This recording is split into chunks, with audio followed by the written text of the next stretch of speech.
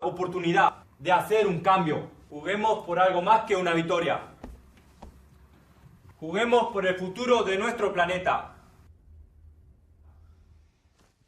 Yes, darling! Not a clue what you just said! I love it! I love it!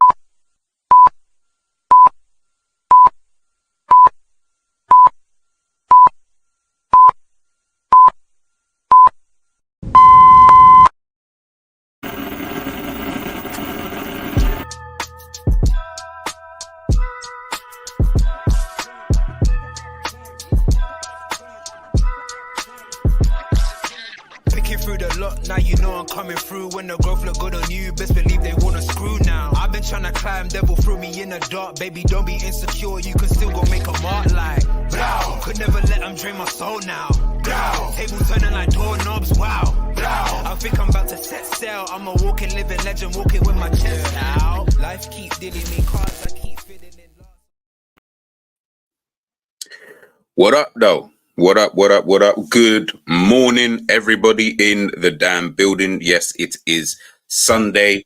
If you're like myself, you've had a good Saturday night, chill, vibes, whatever it is that you did, watch the boxing, whatever was going on, let me know in the comment sections how your Saturday evening actually went. And make sure you're smashing the like when you do jump in the building. You guys already know why we're here. I'm with my main man, Savage, in the damn building. We're here to talk Fulham versus Liverpool. Before we get into it, just like to say big up Jerry, who's running the marathon today. Yeah, big up Jerry. I think he just passed 3 miles. He just passed 3 miles just now. So Jerry, whenever you see this, big up to your damn self, man. What you're doing as well, really, really good cause as well. So yeah, man, big up to your damn self. Love big that. up to yourself, man. Savage. We're here Sunday morning, man. We're here to talk football Sunday morning, bro. Chat to me. Yeah. How are you? I'm good, man. I always look forward to the weekends of football, and especially Liverpool matches. Of course, it feels a little bit different after the last week or so. Yeah. Not really a normal feeling for a Liverpool fan, even though it's not like we're going to constantly winning trophies constantly, but we're normally in positive spirits. We don't lose many football matches and stuff. We didn't even lose in the midweek, but it feels like we did because we got kicked out, but we won the game. But yeah, man, there's only 6 games of the Prem left, so I'm just gonna enjoy it, bro, and see what comes of it, bro. You know what I mean? Don't get me wrong, it might feel different while I'm watching the game, but yeah, man, that's what you can do. Because otherwise, like, what am I watching it for, bro? Fair. I get it, man. Everyone's in a negative state at the moment and all that stuff about the league. I get it, but let's be honest, man. It is what it is, bro. This is football, bro. You don't always get it your own way. And we chose to be football fans, bro, so let's deal with it, innit? That's a fact right there. We all chose to be football fans. Guys, please make sure, as I said before, you're smashing the like button. If you're over there on Twitter, X, whatever the hell you want to call it, make sure you just pop on over here. Just quickly smash the like button. Have a vote on what you think the result will be today. Again, Savage talks football, sport, every damn thing. It's in the featured channel list anyway, so make sure you subscribe to his channel. Big up, man. Aman in the building. All right, let's start negatively then. We are finished, bro. We probably won't win another game this season. I'm saying 3-0 or 3-1. Fulham going to be strong. Klopp done out. He may as well go now instead of ruining our afternoons. Constantly dead tactics. So, if we win 6-0, you know what I'm saying? I expect to see you.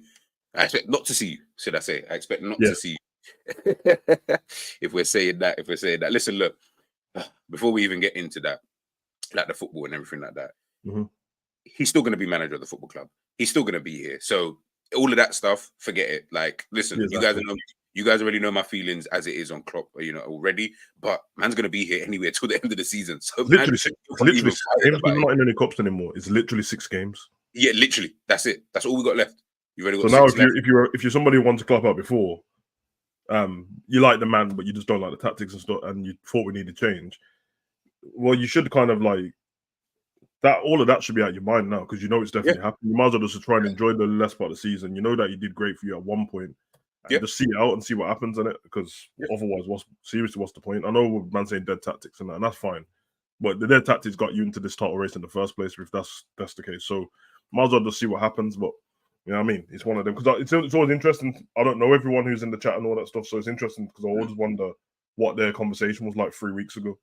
If it was still the same, Guys, you know what I mean? You've kept the same the whole time, and even now, even this season, you've been like, let me just see what happens because he's doing well, and I can't keep saying whatever.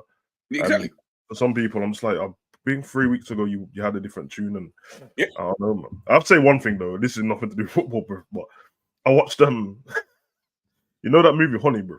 Remember Honey, Jessica Alba? Oh yes. I watched it yesterday, bro. Them dance moves are dead, bro. I know it's random, bro. Nah, we got lied to, bro. Now we got swindled, bro. We got Bobby Dazzled, the woolly pullover and that, bro. The pull the wool over Bro, your eyes, bro. I promise you, there's bare movies like that where I've watched now, and I'm just like, nah, that don't make no sense. Oh, that's dead. Like in comparison to what I'm seeing, like from people today, kind of thing. I'm like, nah, dead, bro. Like, remember she's supposed to be a street dancer, bro. Yeah, dead. That wasn't street dancing. Stiff moves and that, twerking hamstrings and nothing else, bro. And even like Save the Last Dance, bro. Bare zooming shots of like. Bro, don't talk to me about Save the Last Dance. Bare zooming. Even when I think about it now, that's dead. That's dead. Magic Mike and everything there. Jesus. Bro, You Got Served is the only movie where man are actually dancing. R.I.P. Little Saint every time, bro. Should be Little Saints like. I don't know, 29th birthday or something. I don't know, but it's been dead a minute still. The man can't dance, bro. Oh my god, bro. Bro, it's listen, it's dumb. It's dumb. When I think about it, and I'm someone who I don't even always like watching like older movies, like movies from when I was like really, really young. But when I do, just flick it on. Like, say for example, after this stream, I might just flick on something because there's nothing really going on until the Liverpool game. Same. Like, I just like to chill out, especially because we're the last game of the day, innit? So the movies are jokes, though. Like, they're actually good movies, but it's just what the movies are about. And when you see like, oh, you picked, now you watch it, but you're like, this is the actor you picked. Like now we've got people like I don't know, like Joaquin Phoenix and Johnny Depp or Christian Bale, who you give them a movie role and they're like, oh, you got to play a 99-pound crackhead. These men get down to 99 pounds. They get down to 97, starve themselves, train whatever to do. Keanu Reeves, you're gonna be in this. John Wick, okay, I'm gonna train this in real life. I can. So if you try and fight Keanu Reeves, he might batter you, bro, because he can do them moves for real. I think if I was to fight him, like even if I trained for like 6 months, I reckon he's battering me. And he's calm as well, bro. He's calm about everything, bro. Whereas these lot, there's like, oh, we got a dance role for you. It's coming up in a year. It's called Honey. What are you gonna do? And she's just like, I'm just gonna do my own moves. I'm gonna watch a couple hip hop videos and some rap videos and see. I'm like, yo, like, even like Step Up and that, bro. I'm like, hold on, why are you like dancing? Like, why is the weather randomly just raining for you like to be sliding on your knees in puddles, blood? Bro, this is what I'm talking about, bro. But we'll get into that. We'll get into that at the end. You just reminded me of something actually. But we'll get into that at the end. Big up everybody again in the chat, Alexander. Big up Junior Game Manager. Big up man like Shawnee in the building. Angel, 32 Premier League games this season without losing at Anfield. Then to lose to Atalanta and Palace. 2 physical teams who are beatable was very disappointing. Nunes is also dropped. I'm seeing the Salah and Nunes. Are you guys telling me that the lineups are already? Because if so, that's actually quite mad. They normally do that leaked one, innit? To be fair, the Angel's right. The Palace one is more disappointing to me. Only because obviously the other one's 2 legs. And I've always said I don't think people can beat Liverpool over 2 legs. You can knock us out though. Whereas the Palace one, it was another typical, like, we had more than enough chances to win the game. We just didn't put the ball in the back of the net. Whereas the Atalanta one, no, their tactics done us, bruv, completely in the first leg. And then by the time we got to the second leg, everyone got tired. But I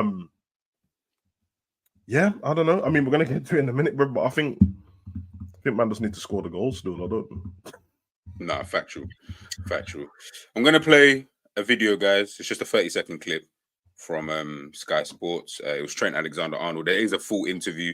Obviously, I get copyrighted. So, guys, remember, it's a full interview. This is only a 30-second clip of him speaking. I think it's like 9-10 minutes. Some men have took the transcripts and ran with it already, bro. They ain't even bothered to read. Bro, and this is what I'm saying. So, guys, just to reiterate, this is a full 9-minute clip, but we are only going to show you 30 seconds due to copyright and all of that. But you guys just listen to this anyway, and then we'll talk about that in a sec. When you do lose those points and you give them the upper hand, and it's difficult because they don't really blink in those moments. They don't seem vulnerable. They don't seem like they're gonna drop points. It's like a well-oiled machine. It's what they do. They click, and there's no stopping them. So, to give them the advantage with 6 games to go is almost handing them the title, I think. Oh shit! Is that how they put the clip out? Yeah. Nah, bro. They're trying to throw Trent under the bus, bro. This is what I'm saying, bro. The way they put that clip out is like Trent's like, won the rest of the season. Yeah, and this is what and this is what I'm saying. Big up Hollywood, bro. You saw the earlier. This looked where exactly, and I only wanted to show that because obviously me and Savage we watched it. Yeah. You watched it as well, and I'm sure a few others have watched it. It was more just to point out this is why you've always got to be so careful about certain things that you watch, certain things that you see on social media, because as you guys already know, we've just thank you Hollywood Rock, Sly Sports, because sometimes people, and it's not just Sky Sports, by the way. Look, Neil's an Arsenal fan. Look at his response to it. Your captain team, you knew captain team defeated. No, bro. Yeah. No. If you watch the full thing, he's talking about, like, obviously watch it yourself, but in long and short of it is obviously he's not done. He understands who Manchester City are. He understands what a defeat to both Arsenal and Liverpool could do for this title race, especially because Manchester City won their game just before ours. So he's more talking about that. He understands the task. He wants to win, obviously, the next 6 games and then just kind of see where it goes from there. It's not really about even being defeatist or that he's like, oh my goodness, like we're completely out of it. Nah, it's not even that. It's just purely on the basis of he's been down this road like 4 times already. He understands that giving a team like Manchester City a lead at this point is going to be somewhat as close to impossible as you can, potentially get it. But as long as you are there, if they do slip up, you are still enough points behind to be able to overtake them. At the moment, right now, as of today, Arsenal top of the league. Imagine Manchester City draw their next game or lose their next game. All of a sudden now, we're all having different conversations. So it's just the context. That's hilarious, man. Yeah, they did this with Trent before the Man City game as well. Yes. With it's more important to us. I'm like, bro, he's a Liverpool fan. Of course, it's more important to him that Liverpool were going to win the league. Duh. Why would it be more important to him about Man City? But yeah, that's funny still. That's funny, bro. This is just typical media stuff, man. This is typical. You know what's starting to happen though? I'm actually starting not to blame the media. I'm blaming all the muggles out there who choose not to go and watch it themselves. That's actually your fault, bro. Like, their job is to give something, almost advertise their product, so you go and watch the whole thing and stay on their platform. So they put stuff out like that to go, Prince said that. I'm watching the whole interview. Not knowing the modern day person is so like, don't have the concentration level. They're like, nah, that's enough for me. I'm taking that clip, bro, and running with it. And then you just look silly after when you're trying to get an argument with somebody. It's quite funny to me. I'm high on it with Klopp's press conferences because I watch all of them. Yeah. I know, usually what happens is he has the regular press conference, then they have the embargo section in it, what don't come out till late. Yeah. But the journalists are there in the room, so they start posting it on their Twitter. They start posting sentences from the embargo section. And then I hear people, I can't believe he said that. And I'm like, well, okay, but you can't hear the tone of his voice, whether he's joking or not, where the way he's saying it, whether he's laughing. And then you turn it on, you're like, oh, that's what he said. Yeah. But you've made it seem like man said, blah, blah, blah. It's crazy still. It's crazy. So, Muggles, your fault, man. No, bro, real talk. Big up Tariq, man. Big up Tariq in the building. I'm upset that you guys actually beat Wolves yesterday, but we're here. Saw a lot of tired legs for Man City and Arsenal yesterday. I expect the same for you guys, so the result is the most important thing. I agree. I think we saw Manchester City, for those who watched the FA Cup game, Chelsea should have won that game. Yeah, Chelsea easily should have won that game. And guys, you know what's funny? We get onto our attackers. Yo, you see Chelsea's attackers, bro. That was embarrassing. You know, if you're Chelsea now, bro, and you get any match at Wembley, you just turn it down on it. Fuck it, just have the win, bro. They can't win there, bro. It's over with. Yeah. I think it's now 10 out of 13 Yeah, but the record and what's killing it is the record before the 10 out of 13 was immaculate, bro. Yes. Remember that was like Mourinho and all that. They just used to go there and win every trophy. Win every Now trophy. Yeah. 10 out of 13 is, bro. That was Drogba's playground. That used to be Drogba's playground all the time. Crazy, bro. All the time. Big up Captain Sal. Fulham is a good side, but predictable. I'm expecting a free. Fulham is a good side, but predictable. I'm expecting a 3-1 loss. What? Fulham is a good side, but predictable. I'm expecting a 3-1 loss. Hopefully the first part of the sentence made it look like Fulham's yeah, that's why I had to read it twice. Unless he's expecting, I'll be present. What? Yeah, I'm confused either. That's some moron thing, bro. We got Captain Sal, man. We got Captain Sal. We got everyone inside, man. I hope. Listen, I'm just on good vibes today. Angel, 90% of modern movies are unwatchable, in my opinion. CGI nonsense. Yeah, I hear it. There's so much CGI. These times you'll watch Planet of the Apes and you'll be looking at man thinking, brother, like I'm now going to the zoo and thinking, if I don't see you move like Caesar, yo, there's gonna be some major problems, you know. In all fairness, of all the movies for you to pick, it's the one movie where they have to use CGI. Yeah, but no,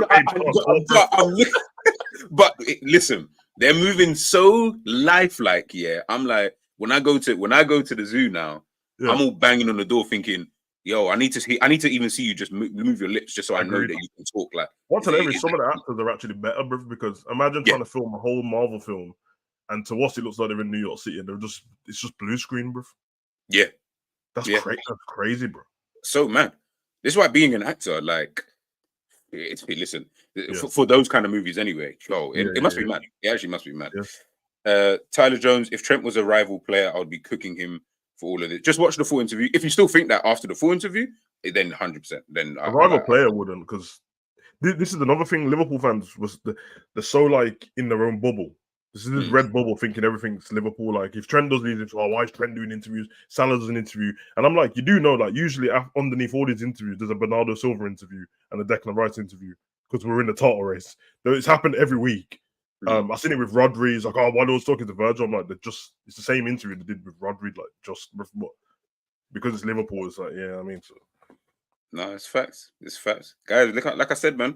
Savage is kind of right what he said earlier on. We got to more or less put the work in ourselves instead of just kind of listening to half of the media who remember sound bites. It's a Drake diss, but you're only gonna hear the first minute and then the full tune will drop like later on in the evening or whatever, just because they want you to get hooked. And the first minute might not even be the beginning of the tune. It might just be some random part in the actual tune itself. Tariq, the interview was insightful, to be honest. Spoke a lot about the psychology of a title race. That's what I'm saying. Like he spoke quite a bit. Big up John Conway. Thank you so much for the super chat, man. I appreciate that every single time. I hope also you're doing well this morning for the next 2 minutes and then afternoon. And I hope you have a good day as well, man. But thank you for the super chat again. Big up GTV and Savage. He thinks Fulham will lose 3-0, and that's what we like to see. You know what? Let's just get into it anyway. Savage, talk to me about today's game, man. How are we feeling? What's it looking like? You know, obviously coming off the back of winning the game, losing the tie. When we got lined up with the 10 games, what we knew we had going forward, this is the game. I'm being dead serious, but this is the game that I was worried. Bro, you and Ends have put this in my mind, you know. I can't lie. Yeah. And the thing is, they don't actually beat Liverpool very often at all. They don't. I saw the record. We've beaten him 5 times. He's only won once, and we got 4 draws in that time. And the one I remember, that's the one with Deco over Reed in it. When he scored that banger. See, so that it's like the thingy. It's like when people think that Palace is our bogey team. Apart from the game, obviously we just played them in that, but they don't win often. It's how the games have gone this season more than anything. But then again, that's the Liverpool thing, emotion, because then you'll go and watch Fulham versus like Nottingham and watch them get smoked. So it's like, yeah, I mean, I think more with me, it's because I rate so many of their players on it individually. And the ones that I don't rate highly, they've still got things that can harm us on it. So I think their striker, Rodrigo Muniz, it's been really good this season, bro. It just seems like a sniff on goal and he's there on it to finish it. I like Castagna, I like Calvin Bassey. Robinson's one of my favourite left backs in the league. He's the one person I wanted at Liverpool for a while. So then you got Pereira, Paulina, you know what I mean? So you can keep going through the squad. And then obviously Willian, bro, who seems to be aging backwards. And he always plays good against Liverpool. So But our team is still better than theirs, and it is 3rd versus 12th, bruv, in his. You know what I mean? So you have to kind of treat them like that. Liverpool basically just have to do our basics. That's it. It's the basics where we keep messing up. Most games this season, I'd say, apart from, I know a lot of people try to dispute this, but I'd say apart from the Arsenal 3-1, the result seemed higher than it should have been. Although, because we made mistakes for them to score, it felt like it was going to be a draw. But Arsenal did outplay us big parts of that game. And Atalanta, bruv, they outplayed us in the first leg. I'm being deadly serious. Apart from that, any other result we've got where we've not got the 3 points, it doesn't feel like the team, like, even if they might have had like a first half or half an hour where they were better than us, but overall we seem better in the game. But it's always our fault, bro. It's like, I don't think no team makes as much mistakes as us, bro. Like, every goal is, even if somebody roasts one from outside the box, usually I'm like, okay, but what happened before that? Sometimes I give it a blie. But other ones, it's weird stuff, bro. And you can't account for it. And if we can't account for it as fans, you can't really account for it as a manager, because the easiest thing would to be like, oh, every time we kick off, somebody plays the ball down the left, crosses it in, and they score. Okay, then you've got a pattern to go, we need to stop that. But all the goals are different, bro. So mentally, there's something where it's like someone scores against us early all the time, but physically, you wouldn't be able to stop it because it's always a different goal. Like, Welbeck's goal is nothing like Atalanta's first goal, and Atalanta's goal is nothing like flipping Eze's goal. They're all completely different.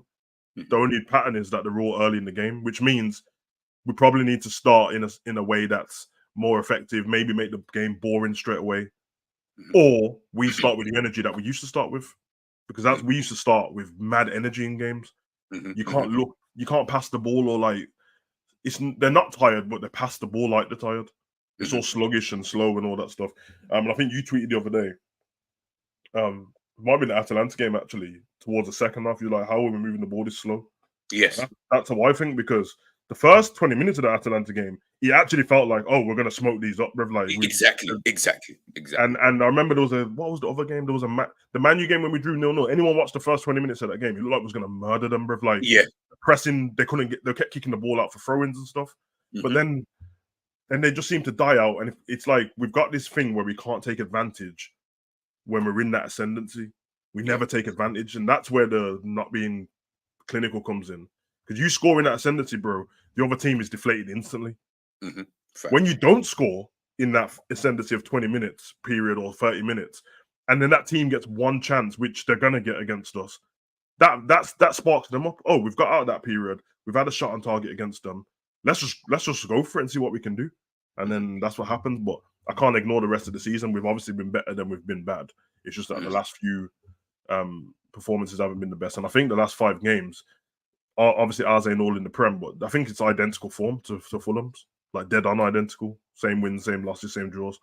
We just got to do our job, man. Basics, bro. And that slow passing, flipping out. Make it. That's what we mean. You're the Barcelona fan, bro. The thing where them things about the great footballers and that, and I'm not asking to be on that level, is sometimes know where the ball's going before you get it in it. So then you can just do a one-time pass, or I see man just struggling, like looking up and don't know what to do with the ball and that. Savage.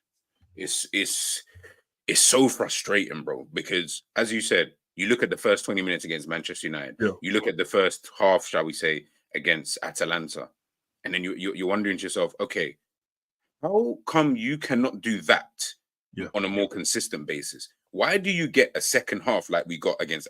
I think, you know what's so mad, when I think about that, the how we obviously got knocked out of the thing.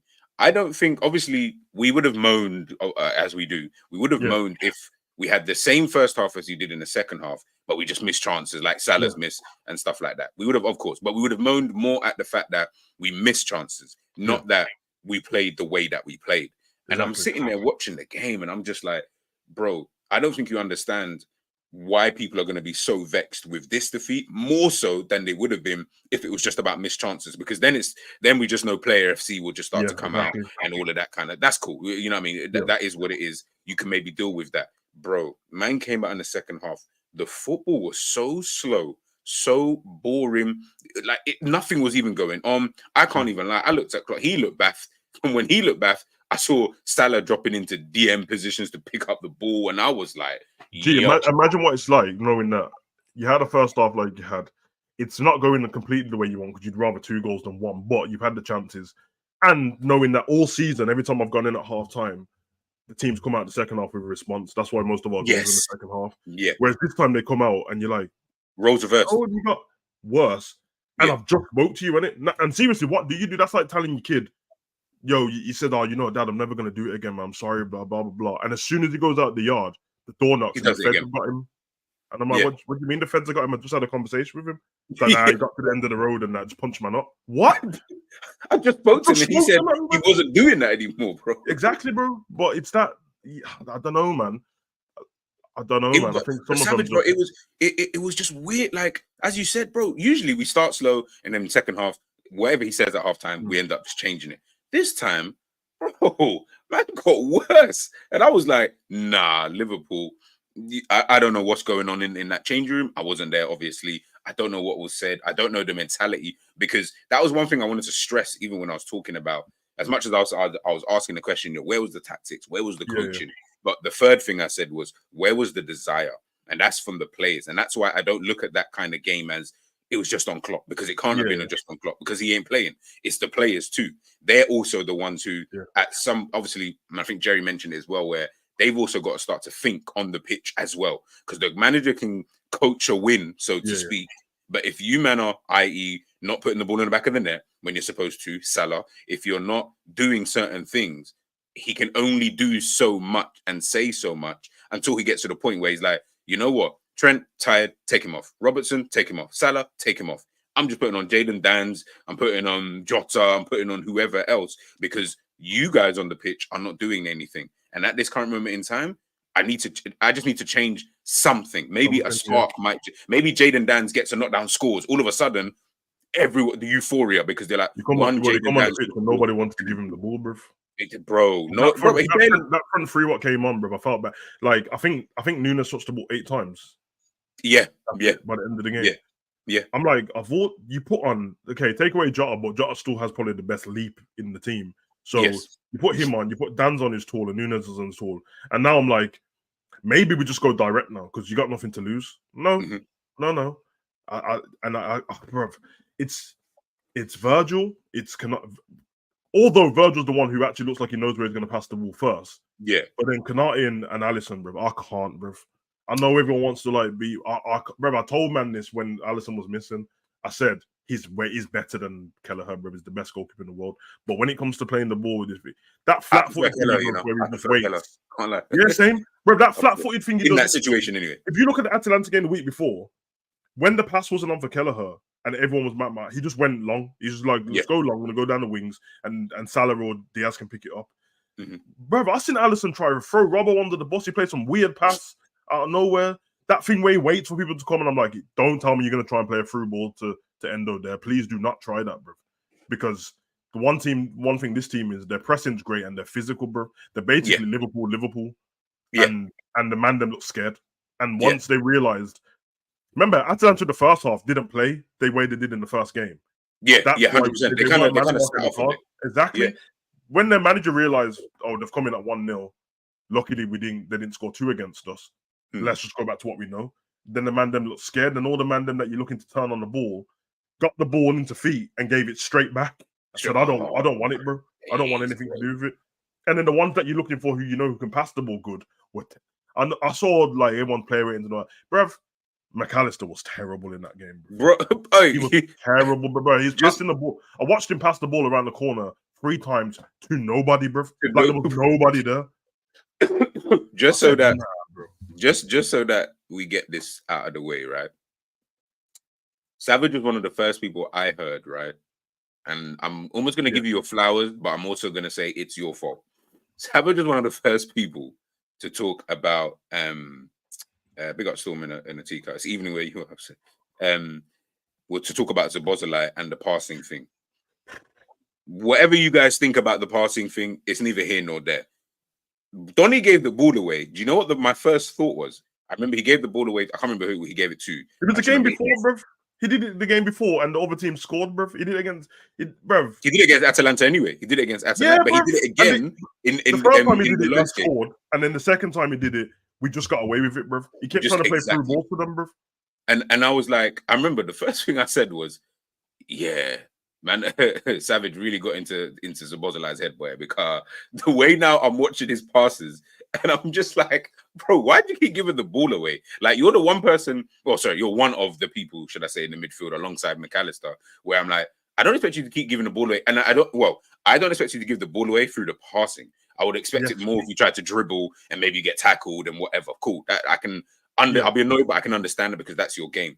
Bro, you're giving the ball away from passing. I said, yeah, nah, this shit's got into your head, boy. Yeah, almost like Thingy does this for United, bro. But he has been decent in certain. Bruno does that. Bruno plays like that for United, where he gets like that kind of maverick role where he can pick up the ball and run with it. But his success rate is way more than Szoboszlai's, bro.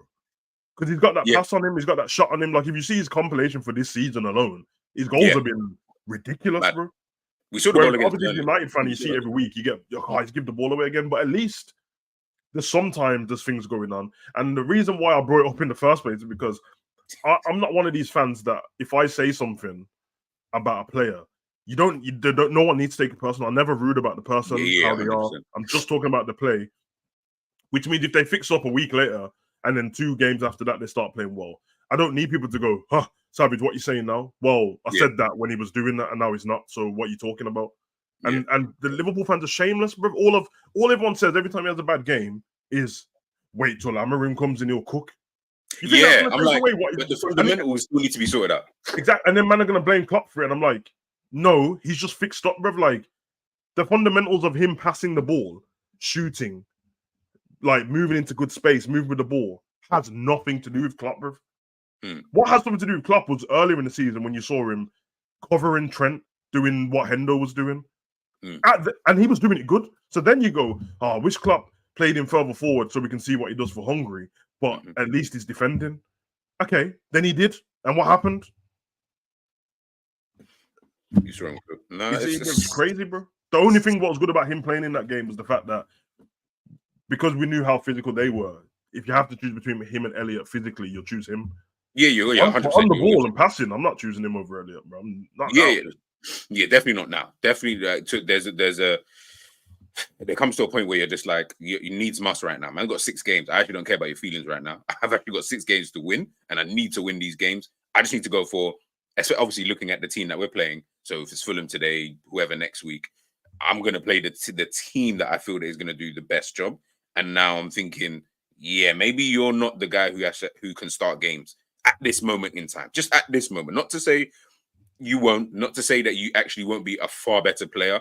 And we don't know what he's going to be like under Amorim or what, if whoever the manager. Our fan base is weird, bro. We're weird. Our fan base fancies him, bro. That's the reason why they want him to play. Yeah, man, it's annoying, bro. And I was talking about his hair and his beard and all that, bro. I don't give a shit. And I'm just like, bro, like, I get it. Like, if we all like different types of players and things like that, I get it. You guys already know Salah's my guy, so I tried to defend him. But brother, when you're not playing well, I promise you, I'm crashing on you probably even more so than I would someone else. Purely because one, just to show you that, listen, like this is someone that I actually think is a good player and just is not really playing well. But also because they actually deserve it, and I feel that people are not really trying to. Obviously now they are because he's the new flavor in terms of. He's the guy that everybody now wants to crash it on in the midfield. And that's cool if you think he's not playing well, because I don't think he's playing well anyway. But at the same time, we can't keep using this. Thank you, Angel. You just said it here. The man will cook under. Yeah, like we cannot keep just saying that. Oh, this person will cook under. You know the best one. You know the best one for that is Carvalho will cook under Amorim. Bro, don't forget that. I don't even want to hear that conversation because. So you're telling me, and by the way, no disrespect to Amorim, you're telling me that under one of the best coaches in this league, second best coach in this league, right? He couldn't cook. Fair enough. Okay, tactics, whatever, blah, blah, blah. You think a guy from Portugal who the whole team now has to change up whatever the hell we've been doing, do you think he's just going to automatically just cook? Just randomly. Keep doing it about Nunes as well.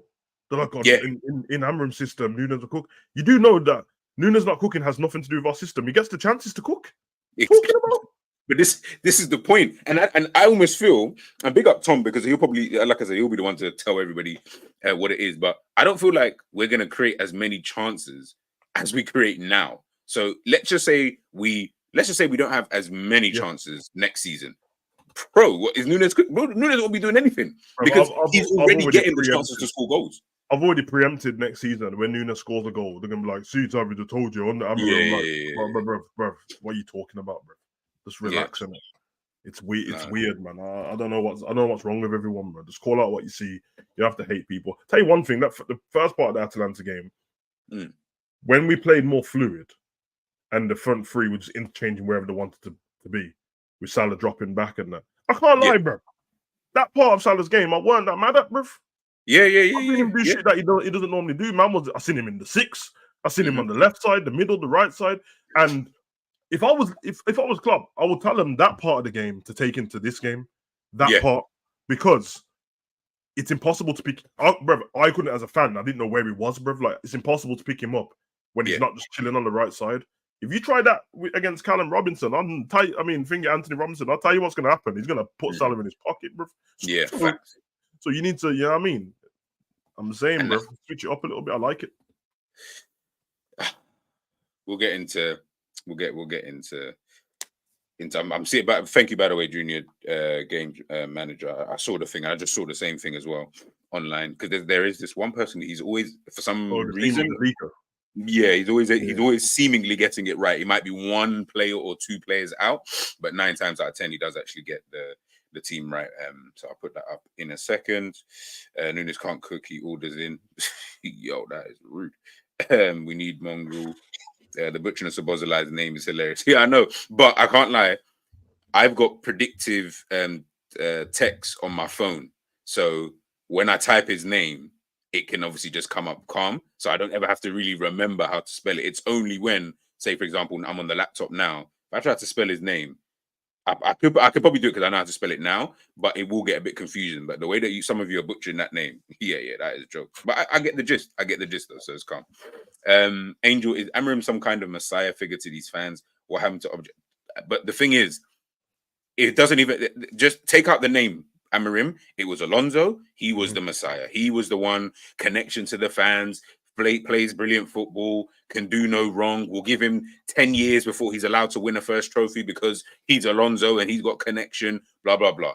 Cool, it's not him. Then it moved to Amarim. He's the guy, this, that, and the third, blah, blah, blah. And again, I like it in one aspect because I'm like, okay, we're backing a manager. Of course, we're going to have to, regardless, whoever it is. I like that part. But the other side of it is, I feel like people are just doing too much now. We're doing a bit too much where I'm sitting there thinking, brother, I get it. You like the guy, but let's stop doing the mental gymnastics and acting as if we know at all what's going to happen. I saw Pep Guardiola, the greatest manager I've ever seen, come into this league and finish 3rd and look dead in his first season. Like super dead, super duper dead. So if he's doing that, Lord knows what a new manager is going to come in and potentially do, with Liverpool. I've seen who else came into this league and it's just been like Ancelotti, one of the greatest managers of all time. Man came to Everton, had one good season for Everton's obviously standard. Pierre, guess what? That second season, dead. Absolutely dead food. So we don't know whether he's going to be Mourinho or Andre Villas-Boas. Like, we actually don't know. And listen, I'm more inclined to think he'd go down the Villas-Boas. The Villas-Boas one's massive still because it's the same league. The thing is, well, man, the Wolves manager Bruno Lage, he came from he was good. He was good before he got there and he got set. He was good before he got there. Exactly. And of course, I'm hoping not. Like, I don't even know if Amarim's definitely going to be our manager yet, but if he is, I'm hoping that he's going to be great, man. I want to like him. He seems cool, but I don't know much about him. But fans just make it so hard, man. Like, they go so extreme that it just makes me just not want to care, bro. Like, yeah. Now I'm in the position where I'm just like, bro, at this point, I've said it 100 times, bro. I don't care who's the manager. People keep asking. I'm at the point that I actually don't care. Just bring the manager in. Let's just see what this guy does. Because either way, some will like it. Some's not going to like it. Some are going to be indifferent about it. There are only 3 choices. So the reality is, pick a side, and we just kind of, move on. There's 2 players I wanted to look at before we get into our predictive lineup. And just before we do our predictive lineup, I will look at the lineup that's obviously been leaked and then see if we would change anything. One of them, your guy, you've spoken about him a lot. I think he's a good player. I've actually started to watch him a bit more after you've been speaking about him. And I said, maybe this is a signing that you would look at. Anthony Robinson. Talk to me about him, man. And what do you think he's going to offer for Fulham against us? And what do we need to be kind of wary of in the game? offensively, he's a big outlet, bro. Mm-hmm. He's rapid down that wing, sound on the ball as well. You know what I mean? I think if you go identical to us, when we've got Robertson, Mm-hmm. Robertson's cold at what he does, but you wouldn't say he's techie on the ball. He's basic, and he's at doing basic stuff. He's very, very good. Yeah. So it makes him look even better. Where this guy can do both, where he can slow the game down if he needs to. He can play intricate 1-2s and get around players. He's got a good cross on him. His work rate as well to get back. Like, he'll be up the top of the pitch. If there's a turnover, you'll see him back where Salah is very quick, bruv. And he's very strong, bruv. He's very strong. I think his fundamentals of the game are just really good. I've been watching him a long time now. Even in international football, he seems to be good as well. He's not faultless, of course, but yeah, man, he's just, I don't know, he's just one of them players that I like, bro. And he's been cooking all season, bro. I think there was a game when he scored an own goal, but he was still their best player, bro. Yeah. He's a good player, man. He's dope, man. I think some players, they just figure out what they need to do. Kind of like Robertson, actually. Once you figure out my role in this team, how we play, then your only aim at that point is to get it to the best of my ability. Like, it's clockwork, like it's normal to me. And that's why you just go. As soon as he gives the ball, it's gone, bro. Which is what Robbo tries, but sometimes he gives the ball and no one gives it him back. So yeah. But I think he's dope, man. It will be a problem for us still because he's left back, so he's playing on Salah's side, isn't it? Yeah. If Salah doesn't always have like a great game against him, like against him specifically. Like, he doesn't, bro. He never really does. And people like Walker Peters and them kind of people, they're tricky for Salah, bro. But it's only tricky for Salah when Salah's not on it. Like, sometimes Salah, it's weird because on the ball, well, off the ball, when you hear Salah talk, he's like, this geezer's he's so confident. Sometimes now when I watch him, I could be wrong as well, but it seems like a little bit of like lack of confidence is creeping in. I think so. Which might happen if you try and take on a player every week and it doesn't work. Eventually, you're gonna start feeling like, what the? This is, you know what I mean? Okay, let me cut in on my left because at least then my shot, and then the shots whack as well. But that's why I said if you get Salah in them spots, what he was doing against Atalanta in the first 25 minutes, where he's in the centre forward position, he's on the left side, then Diaz has gone on the right side and Gakpo's gone in the middle. Oh, it worked out perfect. Because trust me, all he's thinking, Robinson, is Salah's my guy. All weekend he's got in his head, when we play on Sunday, I've got Salah. Yeah. Because to them, it's still Salah, innit? Of course. So he's like, I've got Salah. What he can do on a good day. But imagine doing that, turning up, and the game kicks off, and you see Salah move, bruv. And now Gakpo's over there, and you're like, okay, this is a different problem to do because he's not going to just try and burn past me. And then, you know what I mean? So, I don't want to overgas Robinson because, you know what I mean? I think people can go too extreme. But from what I know of him, I think he's really good. Same. I think they got Castagno on the other side, don't it? Yeah. And Castagno is good at Leicester as well. So, it'd be interesting, man. Their defense, man. Who would they play? Tosin and Bassi? So this is the predictive lineup that they obviously SofaScore think. Yeah, because that's the team they played against West Ham. That's right. Exact same team. So they think they'll go roughly the same, and they don't have anybody injured. I believe for this game. So Robinson on the left, Bassi, Tosin, and Castagno would be. Bassi's one of those, you know, bro. He's like, bro, he will either have a weldy or he'll be like Upamecano. So it's I don't know. Yes, I really don't know. Yeah, that's exactly what he is. I remember when we played them. That's probably what my worry was about this game. When we played them last time, it was AFCON, so Iwobi and Bassi was gone. And we still we still struggled. There's League Cup and that, but we still struggled against them. But again, we've got the same thing in it. Put the ball in the back of the net, we'll be fine. But they had chance in the last game. I can't remember who it was. Somebody just needed to cross the ball into Robinson, and it was a tap-in, and they didn't cross it, bro. But hey, man, they're a strong team. I know that much. And even off the bench, you know what I mean, they'll bring on certain people and that. So don't want to overgas it though, because again, they're still Fulham. Like, no disrespect. Yeah, and this is the thing. It's like, it's so difficult because they're still Fulham. Like, man expects to go there and win, but they do have players who I do look at, and I look at that. Even if let's say they go with that team, for example, there are a good few. I've only picked 2 players to even talk about, but there are a few players in that team who I'm like, oh, okay. Slightly, you just need to watch out for like a Pereira, as Savage said, or even a Paulinho sitting in the middle there. Like, you just need to watch out, like, for Castagno potentially bombing up that right hand side. Like, and again, the strikers, like, they've got enough players in there who can cause you damage. And then obviously you got Reed on the Bobby Reed, of course, on the bench, I believe, Yeah. for this If we game. were clinical because remember, I just told you I was worried about this game when Liverpool were at the top of the table. So I knew the game was coming up. Liverpool were at the top and winning every trophy still apart. So it's not like I'm doing it because we've not been playing good lately. Yeah. It's been like this. And even when we played them in the league, didn't Elliot have to score in the last minute? Or Trent or someone? We won when like we beat them 4-3. 4-3. Yeah, that was Trent. Yeah. And every goal got scored in that game was a banger, bro. That was McAllister banger, Wataru banger, and that. So yeah, I don't know. Willian's a problem anyway. Bro, Willian's another one. And you said it earlier on about Willian. Like, this brother does not age. I was trying to find pictures basically for obviously for this thing. I went through bare pictures. You know, like you type in on Google, you type in Willian, and then pictures will just come up of Willian as a footballer. So if you go to images, all I saw was when he was at Chelsea, when he was at Arsenal, and obviously here at Fulham. Bro, I promise you, they're all the exact same. Like, man didn't look the only thing that was different was in one of the Chelsea pictures, he had a bigger afro. Then it's like this afro that he's got now, he's kind of got this afro now. And then, of course, when he was at Arsenal, that was the only difference. That was literally the only difference in the pictures. I was like, brother, and big up Alexander, bro, he's older than Hazard, but he looks younger. Like, he looks younger. This brother has not aged since he came to the Premier League. And when you look at him as well, he don't even look like, like sometimes you'll look at someone, and obviously, listen, we're all perceptive, so you'll notice, oh, he's put on a bit of weight. Yeah, I mean, he's got like a little bit bigger kind of thing. Brother, he looked the exact same as he did when he joined Chelsea. The exact same, and that pace seems to still be there. Like, weirdly enough, like he's got a burst on him. Maybe not as fast as when he was at Chelsea, but you just notice it when he sometimes runs. I see him; he'll do a burst. If that first 5 yards, listen, he'll burn you. He obviously over a long distance he won't, but that first 5 yards, he just seems to have it. And his dribbling skills are superior to most people. So it's a long way, man. I respect it, man. I love footballers like this, bro, that take care of themselves and keep playing at a high level. Because whether people see Fulham or like, I remember when he joined Fulham, man was like, Willian, what? He knows what he's doing, man. Smart guy. He wanted to stay in London.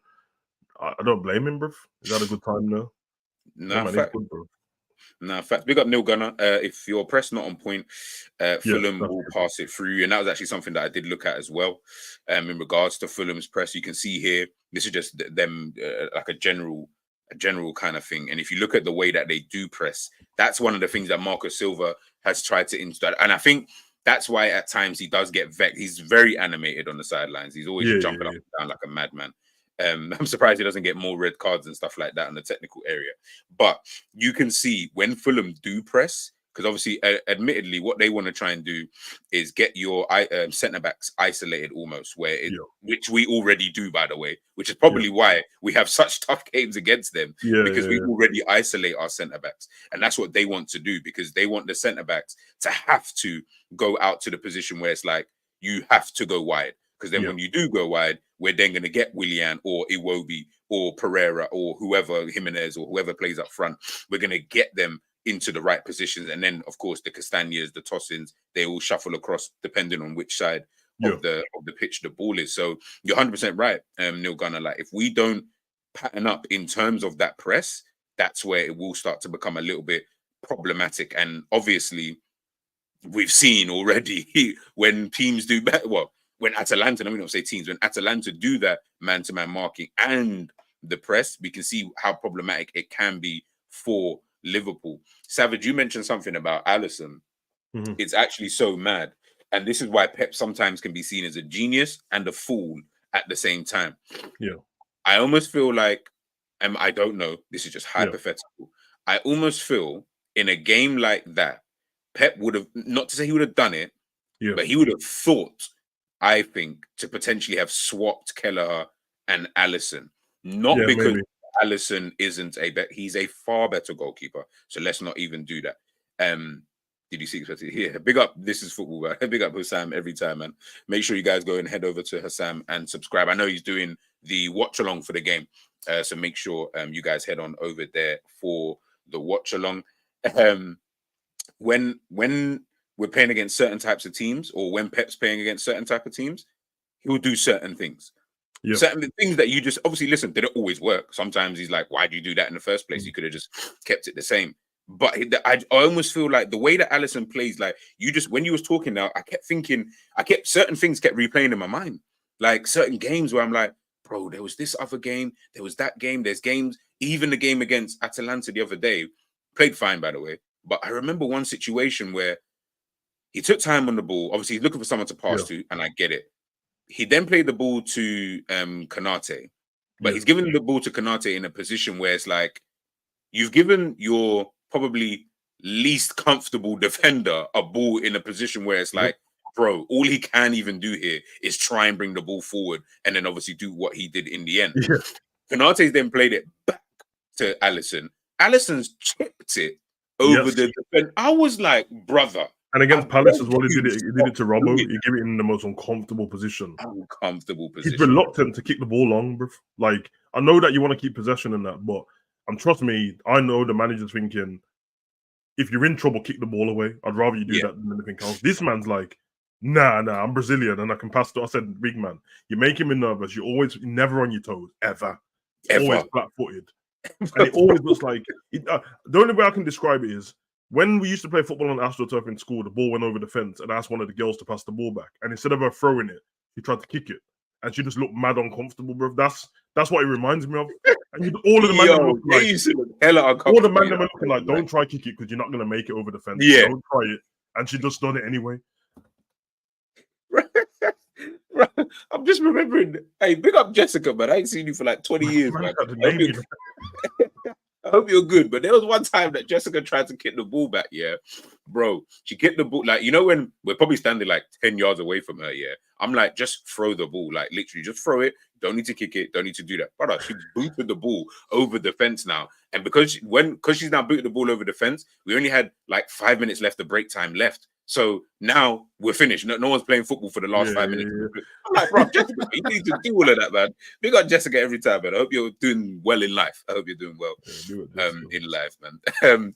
Alexander, Klopp and change things can't work because we know him like the back of our hands. The thing is, we do. Big up M. Tom Mizzy, man. Hey, M. Tom Mizzy, though, what you saying about them Predator boots? Because I don't want to pay $350 for the Predator boots. I don't. So if you got a hookup with me, price, bro. Huh? Tom Izzy's hookup is full price. I know, that's the thing though, man. But Tom Izzy, I know you've got a link somewhere that can pattern me like a good deal. If you can find me a good deal, you know what I mean, DM me, man. DM me. But let's do our predicted lineup. Obviously, this is Sofa Scores one before the game's obviously kicked off. I will show this one. This was apparently the predicted lineup for today. Alisson in goal, Trent, Kwanzaa, Virgil, Robbo, Endo, Elliott, Gravenberch, Diaz, Jota, Gakpo. So before we do our predicted lineup, or the lineup that we want to see, when you look at that, if that is the lineup, how are you feeling still going into the game? And well, obviously we'll talk about the lineup like our own in a second anyway, but how are you feeling heading into the game? Probably more confident. The only thing I'm unsure about is the midfield. Yeah, straight away. It's not based on talent. Gravenberch hasn't been playing on it. Yeah. So I don't know if he's going to be rusty on the ball. If he's not, he's fine playing there. Elliott, I'm fine with Elliott playing. And I'm fine with Rataru playing as well, because I think he just, for me with Rataru, I have no problem with him. He just seemed like he needed a rest, bro. Like he looked mad tired, and for someone who's pretty slow anyway, you can't be slower. You know, if you're tired and you're already slow, you look terrible, innit? I don't know. I think I'm fine with the midfield, but I think I would have had to have McAllister or Jones would have to be in there somewhere. Yeah. To balance out the whole team. But apart from that, I'm fine with it. I'm definitely fine with the front three. That don't bother me at all. Like I'm fine with that. In fact, I don't remember seeing that. Did we see that? AFCON maybe? Don't know. Yeah. I was gonna say, it would have been more during that period of time, Yeah. Kwanzaa for Konate. I don't mind that one. That one doesn't really bother not bad at all. Because realistically, Kwanzaa without the one mistake he made, he's actually been really good. Yeah. Like I said, he can get. there's a great thing of learning off the best centre back in the world. Yeah. But you also have to remember you're not him. So don't carry yourself like you're Virgil, bro. Virgil passed the ball that calm because he really is calm, bro. Like he's fine with. And Virgil wasn't doing all of this when he was 20. He wasn't, bro. So yeah, you got baby step the thing, man. Baby step. And yeah, I'm not mad at it still. I'm not mad at it at all. Midfield, I'm just thinking. That's I agree with you. What you said there about has to be one of the Elliot or Elliot. Yeah, you know what it is because thing is midfield's strong, isn't it? Like in terms of physically, and I'm thinking Elliot right sided 8, Gravenberch's left sided 8, and Wataru in the 6. Wataru's probably going to sit back and not really venture forward at all. This game probably suits him better because he can just do his job and distribute the ball and move away. Whereas Atalanta were man marking, bro, so it was impossible for him. They were doubling up on him and stuff. But and it does give us the benefit to, if the game needs changing, or even if it doesn't need changing, but we're going to make changes in the second half, it is a good bench to change it up too, man. But exactly. I guess the team that we normally would start with, to be honest, is the team that's always conceding the first goal. So maybe something changes. These are the little things that I think about. Is like, we all complain. Yeah, we need to do that. He's doing it now. If this is the supposed lineup, so if he does do it, and he's probably looking at it thinking, brother, we've got however many away games left. Anyway, we played just recently on Thursday. Some players probably are hitting that red zone as it is. Also, on top of that, maybe starting to realize as well, performances from some of these guys are actually just not doing anything. I need to get a different tune out of the team. So potentially, all of a sudden, your Elliots, your Gravenberchers, the Diaz, whatever, Gakpo all of a sudden starts to hit a little bit of form where he's just playing a lot better than he was previously, because now he's in the team, he's starting games, he's coming off the bench, he looks kind of good. All of these kind of, little different things. Maybe. Again, I don't know. And obviously, there guys, was a game where, I don't know what game it was, I don't know if it was Europa League Cup or what, but it was a game where we played like an unexpected starting lineup. Had a few youngsters in there, and then like Elliot and that as well. And for the first half, they were just bopping the ball around, bro. Yeah. I was like, it looks full of energy, bro, like way more. It was, there was I used to say this before at the beginning of the season when we was in the Europa League, like group stages. Why does it always feel like the Europa League team seem to bop the ball about like super quick in comparison to the first team, who are a bit more methodical and slower? But the Europa League team, when we had basically this midfield, when we had this kind of midfield in Europa League, that man used to bop the ball around fast, moving quick.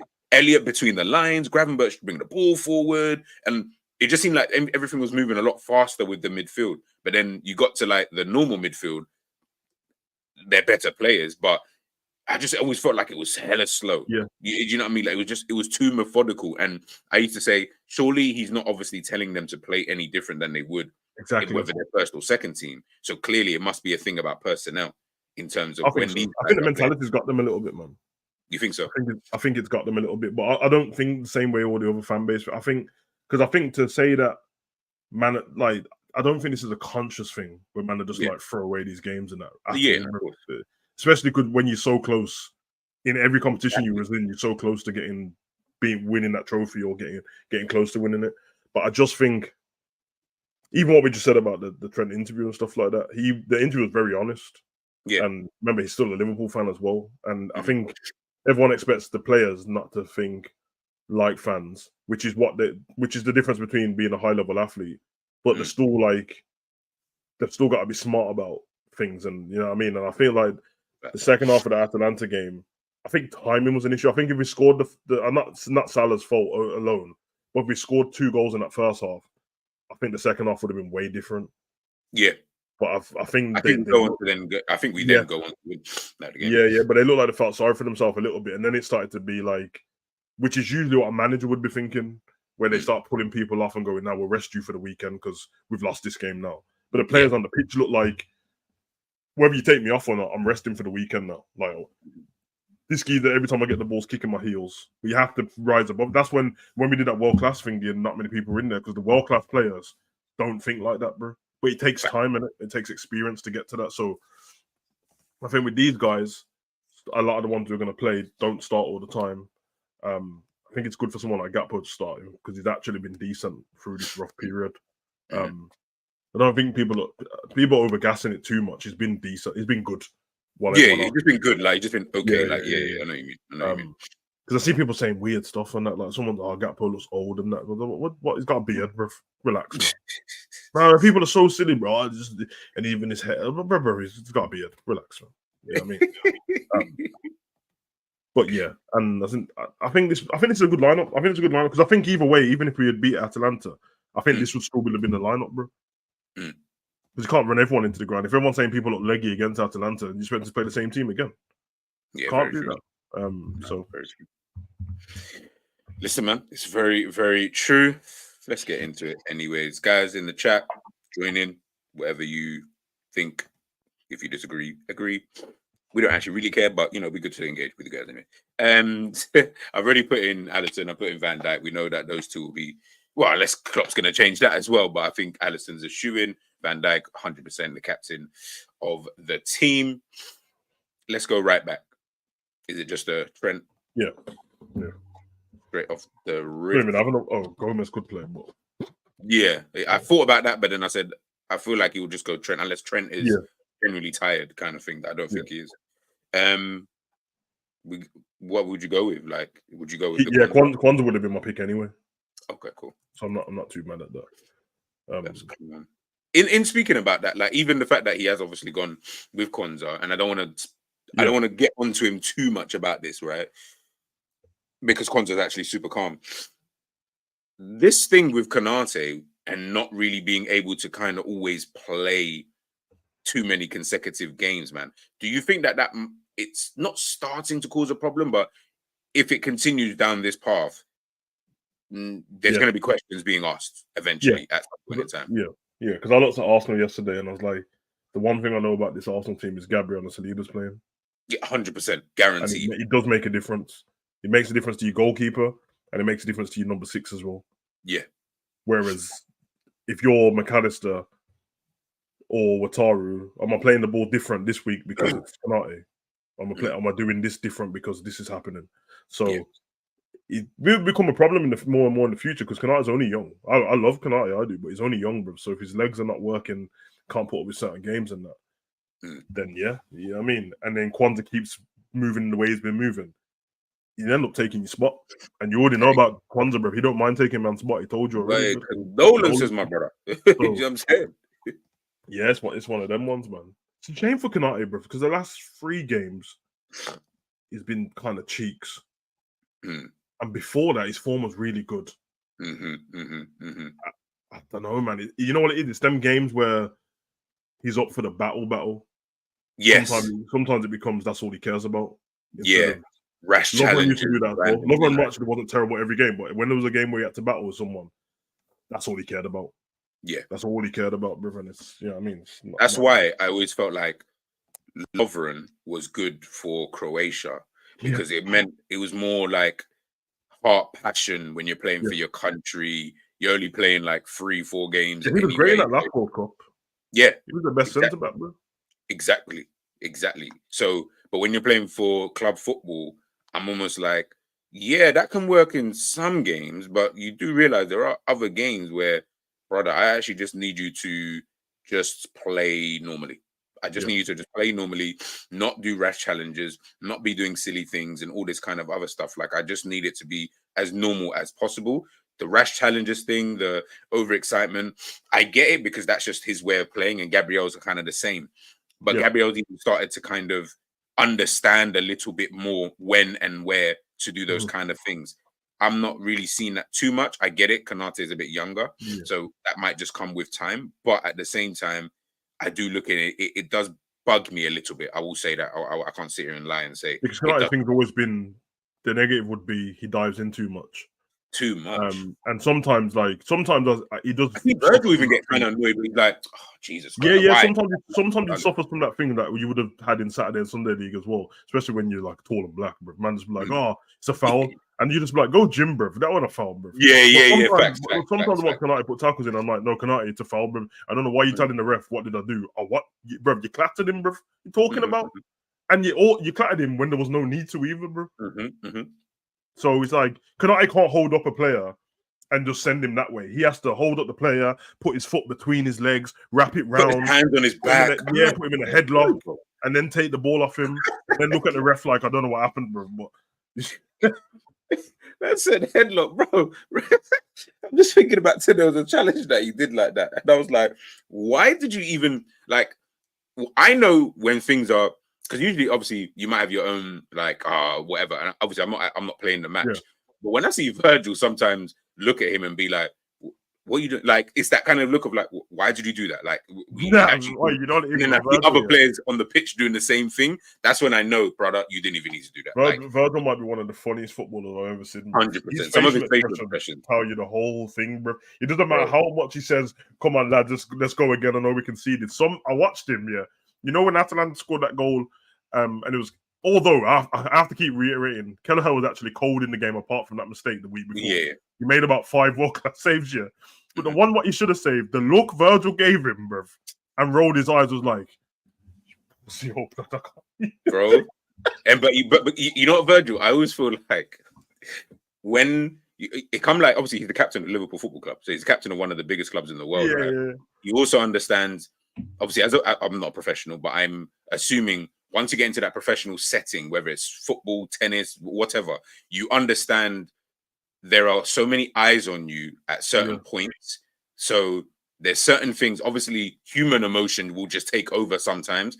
So you might just do something, say something, whatever. But at times I almost feel like he catches himself where he wants to do the normal thing where if he was at training or he was doing fives in, in Power League or something, he'd while out, but he catches himself and he's just kind of like,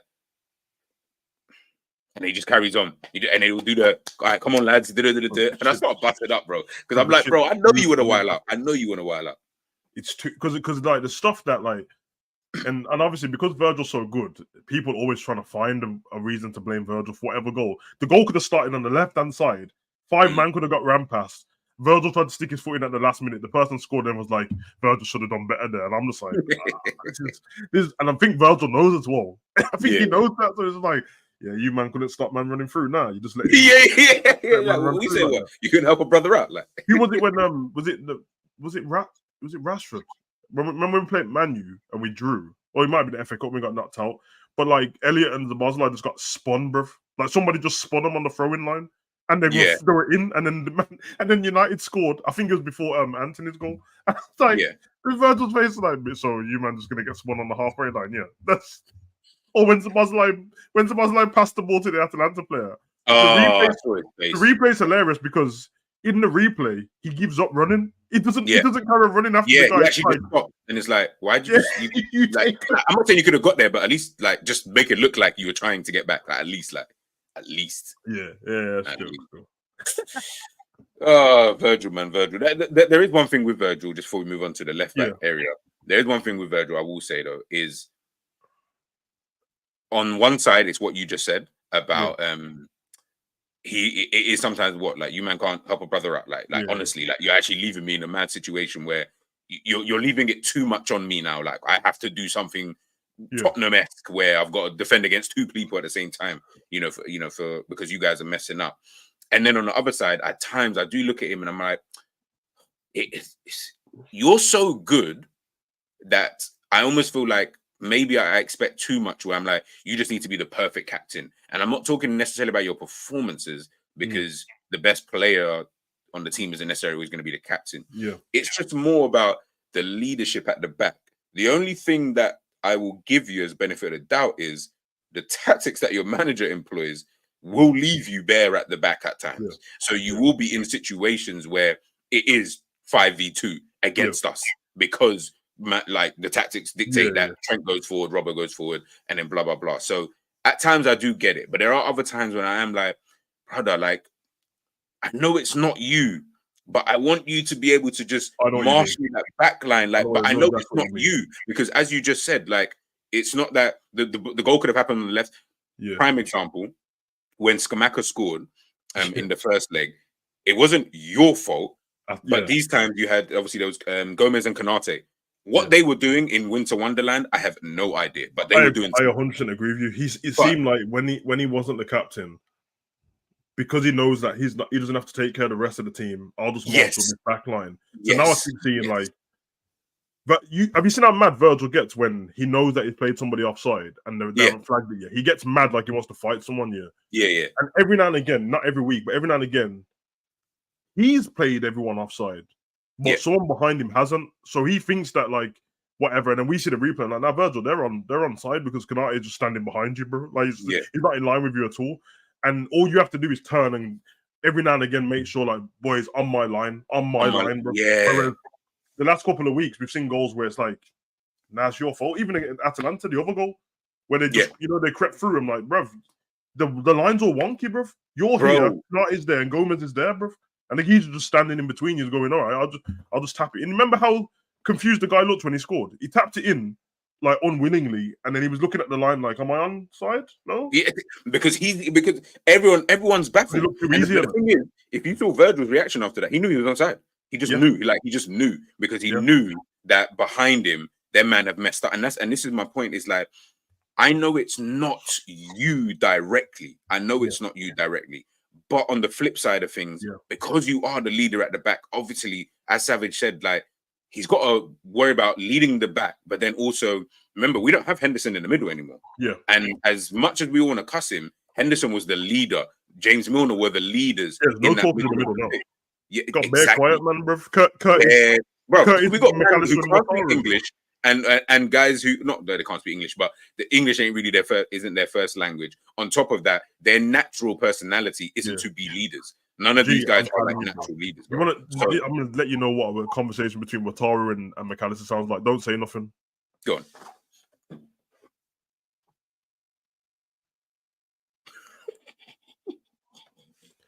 There you go, bruv. Can you see them two having a conversation, bruv? Nah. That's their conversation, bruv. They just look at each other, bruv. There's no communication. So because no one's really leadership quality. Listen, good players and their quality, as I always say, quality will always tell over a period of time. But when it comes to actual, just someone needs to just slap someone around the face because you guys are in position. When Matip's playing, it's completely different because he does talk. Bruv. Yes, and because you know why? Naturally, I feel like he is just like that in his personality. Anyway, so when we did have Virgil, why do you think we look so good with Virgil and Matip? It's not a coincidence because realistically, Konate is obviously, I think anyway, if both are fit, I actually think Matip is a better defender. But it's not a mad gap between the two kind of thing. But we look so solid when you have someone like Matip and Virgil, because Virgil, all he realistically actually wants to do is, I just want to do my thing. I just want to do my thing. And as long as you have taking care of everything. The understanding between him and Robbo is like, it's perfect. They've been on the right side. You got Konate trying to tell Trent or Bradley something, but he's not saying anything. He's just basically looks at them and goes, "If you run off, I'll cover you." But now you're stuck 2 against 1. Yeah, and I can't even see him screaming at man like, "Yo, come back and help me." He's just like, ask for help in it, bro. Like, you're all right. It's a bit weird, and I think not to diss our squad because I think we've done really well to where we are this season. But I think it sounds like I'm dissing, but I'm not. Having a lack of experience, which you can only get from playing games, it's not their fault. Means that like when things are a bit under the cosh, everyone just does. Everyone's default is, I just want to help the team. But it sounds crazy, but I just want to help the team isn't a good tactic, bro. Because that will have you just run into wherever the ball is instead of being in the right position. So that's what you'll get from, which doesn't happen often. But if you watch a play when the ball's not going through where Wataru is, say it's on the left-hand side, so it's like Ibu and Trent going over there. Wataru's thing is just, I just want to help demand them, innit? Yeah. So let me run over there. But if they all get twisted, bruv, there's a big gap. And then 100% everyone says, why is Virgil so far over? I'm like, well, because there's supposed to be somebody right there. I think Brighton scored against us like that, or someone like that. Yeah. Someone just ran through our team easily. And Thingy, when Eze scored, someone just doped through our team and passed the ball to Eze and he tapped it in. And it's like, if you man just spoke to each other, if you just spoke to each other, bruv, one of you would be in that hole already. He wouldn't be able to tap it in. So it's, you know what I mean? Experience, man. Left back. I'm assuming Robbo. Yeah. Robbo. Obviously, it's a bit difficult because we've seen that leaked lineup, but if you were to go over DM anyway, who would it have been, or who would it be? Should I say? Let me not say because we don't know if that's real. Yeah, it would have been Wataru. Hmm. Yeah, I think the only person in the mid, I think I wouldn't have, not because of the way they play. It would have probably not been Gravenberch. It would have been Elliot though. Would have been Elliot. Yeah. No, I hear it. I hear it. Big up TC in the building. Yaga. Big up, man. Yee. Hope you're blessed. Hope you're blessed. Left centre midfield. It would have been Curtis. Guys, Yeah. I'm good with that. I'm good with that. I agree with you as well. I do think, I feel like you have to have at least one of these guys in there. Like, it can't be none of them, and you've got Elliot and Gravenberch. Listen, not even this then, because for all I know, they help us to a 6-0 victory today. I don't know.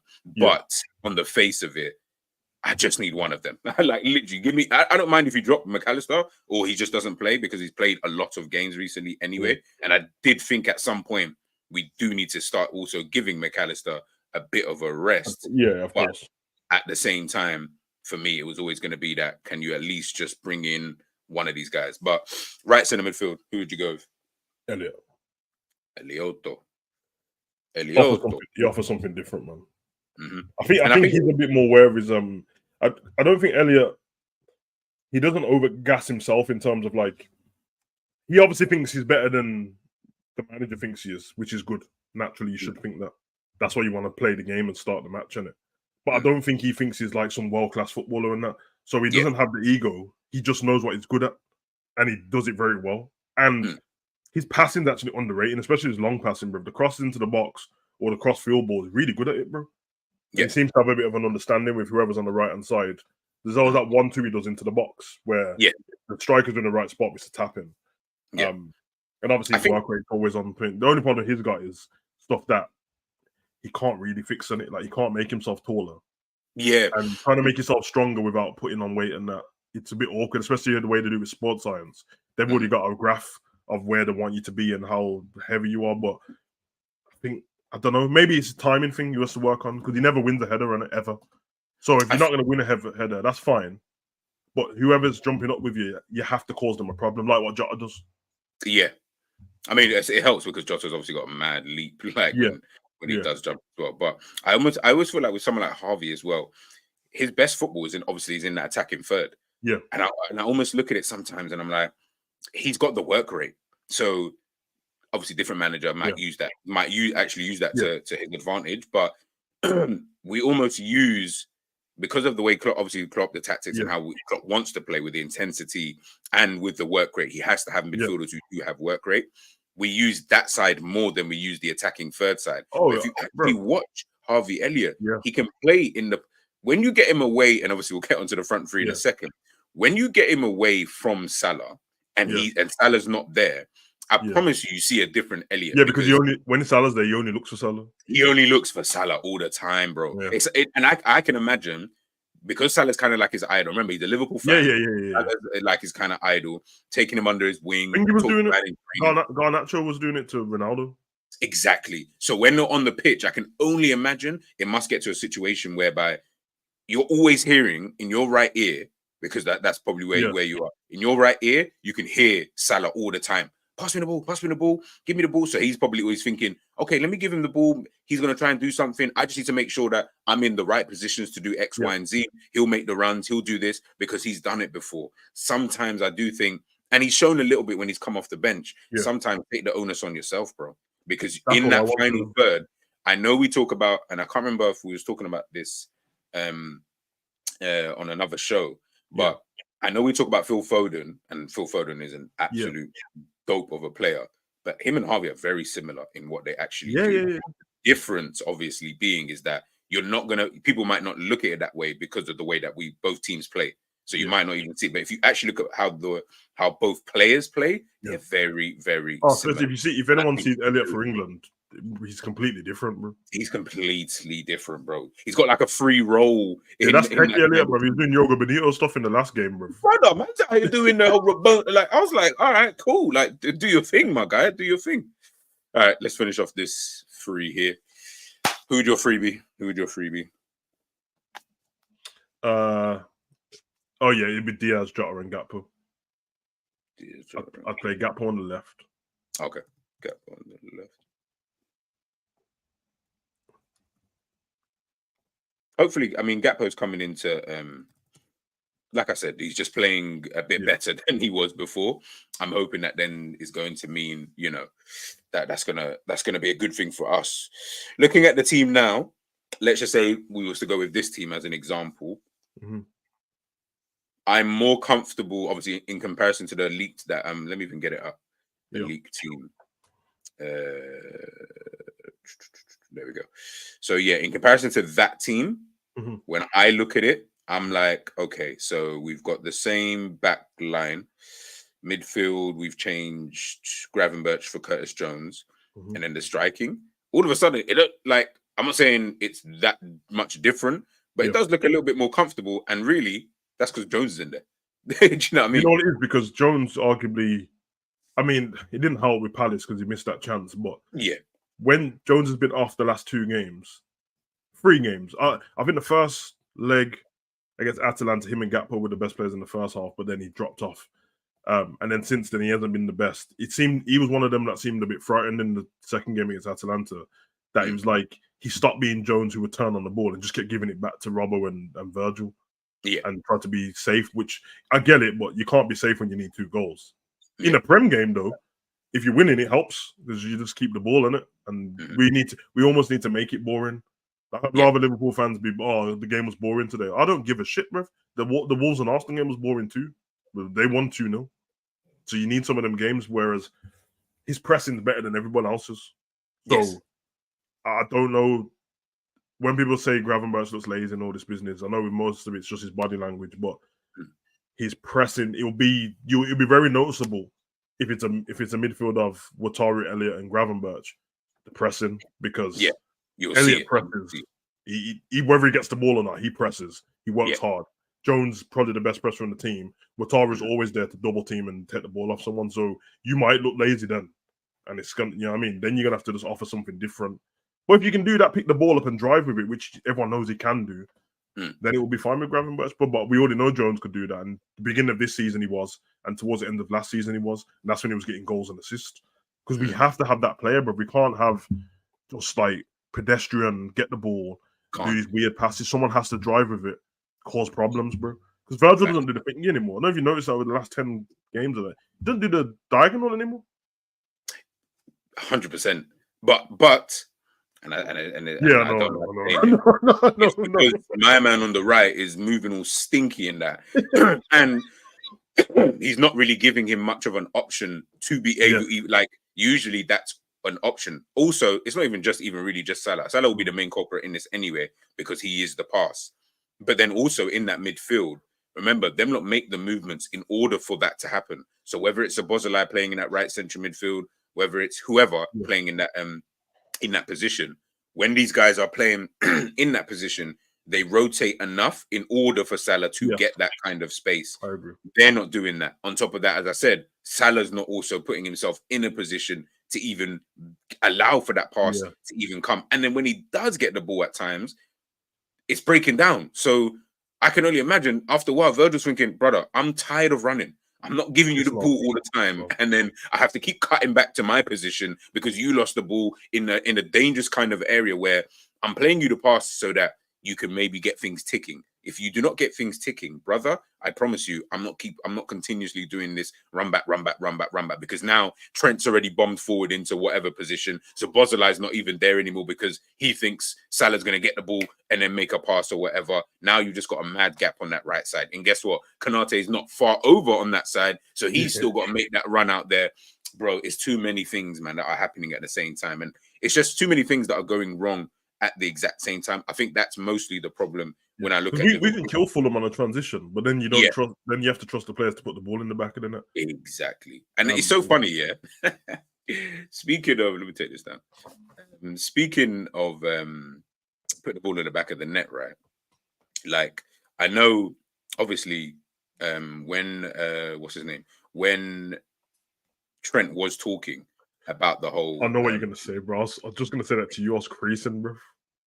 When he, and the thing is, Trent's an honest guy though. That's the maddest thing. Like he just says it how it is. Do you think that though when he said when he said, obviously people are saying, you know, probably blaming the striker, saying they're not putting the ball in the back of the net. Yeah, I thought the next word he was going to say was, that's not true though. It's blah blah blah. Yeah. No, he just left it.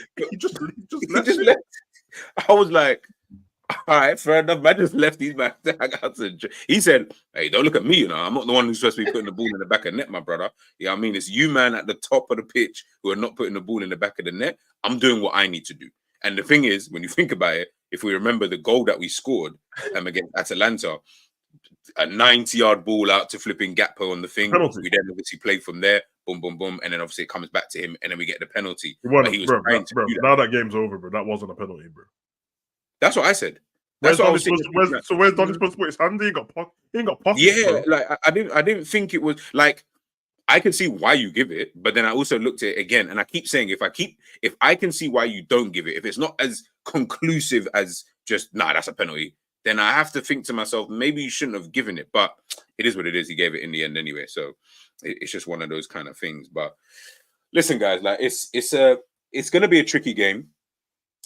I'll go through the score predictions. Savage, if you could potentially go first, if you don't mind, what you think the score prediction would be for today's game, and then we'll go for our final thoughts. I started to think I'm done for this, innit? But we're away, so I'm gonna go because I'll pick a clean sheet, and then we never get a clean sheet, bro. But you've been picking clean sheets with time. I know. But actually, we're away from home, innit? I actually think like it feels like Anfield offers a bit of impetus to the other team to like it boosts them up a little bit. Yeah. When they're at home, they've got their fans to deal with. So I'm gonna go 3-0 Liverpool, man. Cool. It would have been 3-1. 3-1's our most frequent score this season, but yeah, I'm gonna go 3-0 Liverpool still. I'm gonna go the front three that starts to all score one. Okay. So whoever the front three is today to score one. I'll go 2-2. I've said it all week, to be fair, and I'll be honest, I actually blame both yourself and Ends because you know what's so mad about this year? I never cared about this fixture. Like I actually thought, man, we'll just like win this fixture, and you know what I mean, we'll just go on about our business. It might not be pretty, but we'll just win it. Blah blah blah. And then as the games kept getting chalked to like ticked off, we played this game. We're getting one game closer. With everything that's been going on recently, with the way that we're playing anyway, it just made up my mind. Because before I had 2-1, I was like, I think we'll win it. But I hate what them man are saying. Like, it could be a bit tricky the way that we've played against them recently, etc. After everything that's been going on, I feel like a 2-2 just seems like it's incoming. But I do hope if we can just start fast, Fulham are the type of team, if you start quick, they'll capitulate. Yeah, I can see that. Like they will easily capitulate, and all of a sudden, you might have Marcus Silva doing a first. I'm sure he's done that. I'm sure he's made a substitute in the first half before. Yeah. I'm sure he's done it.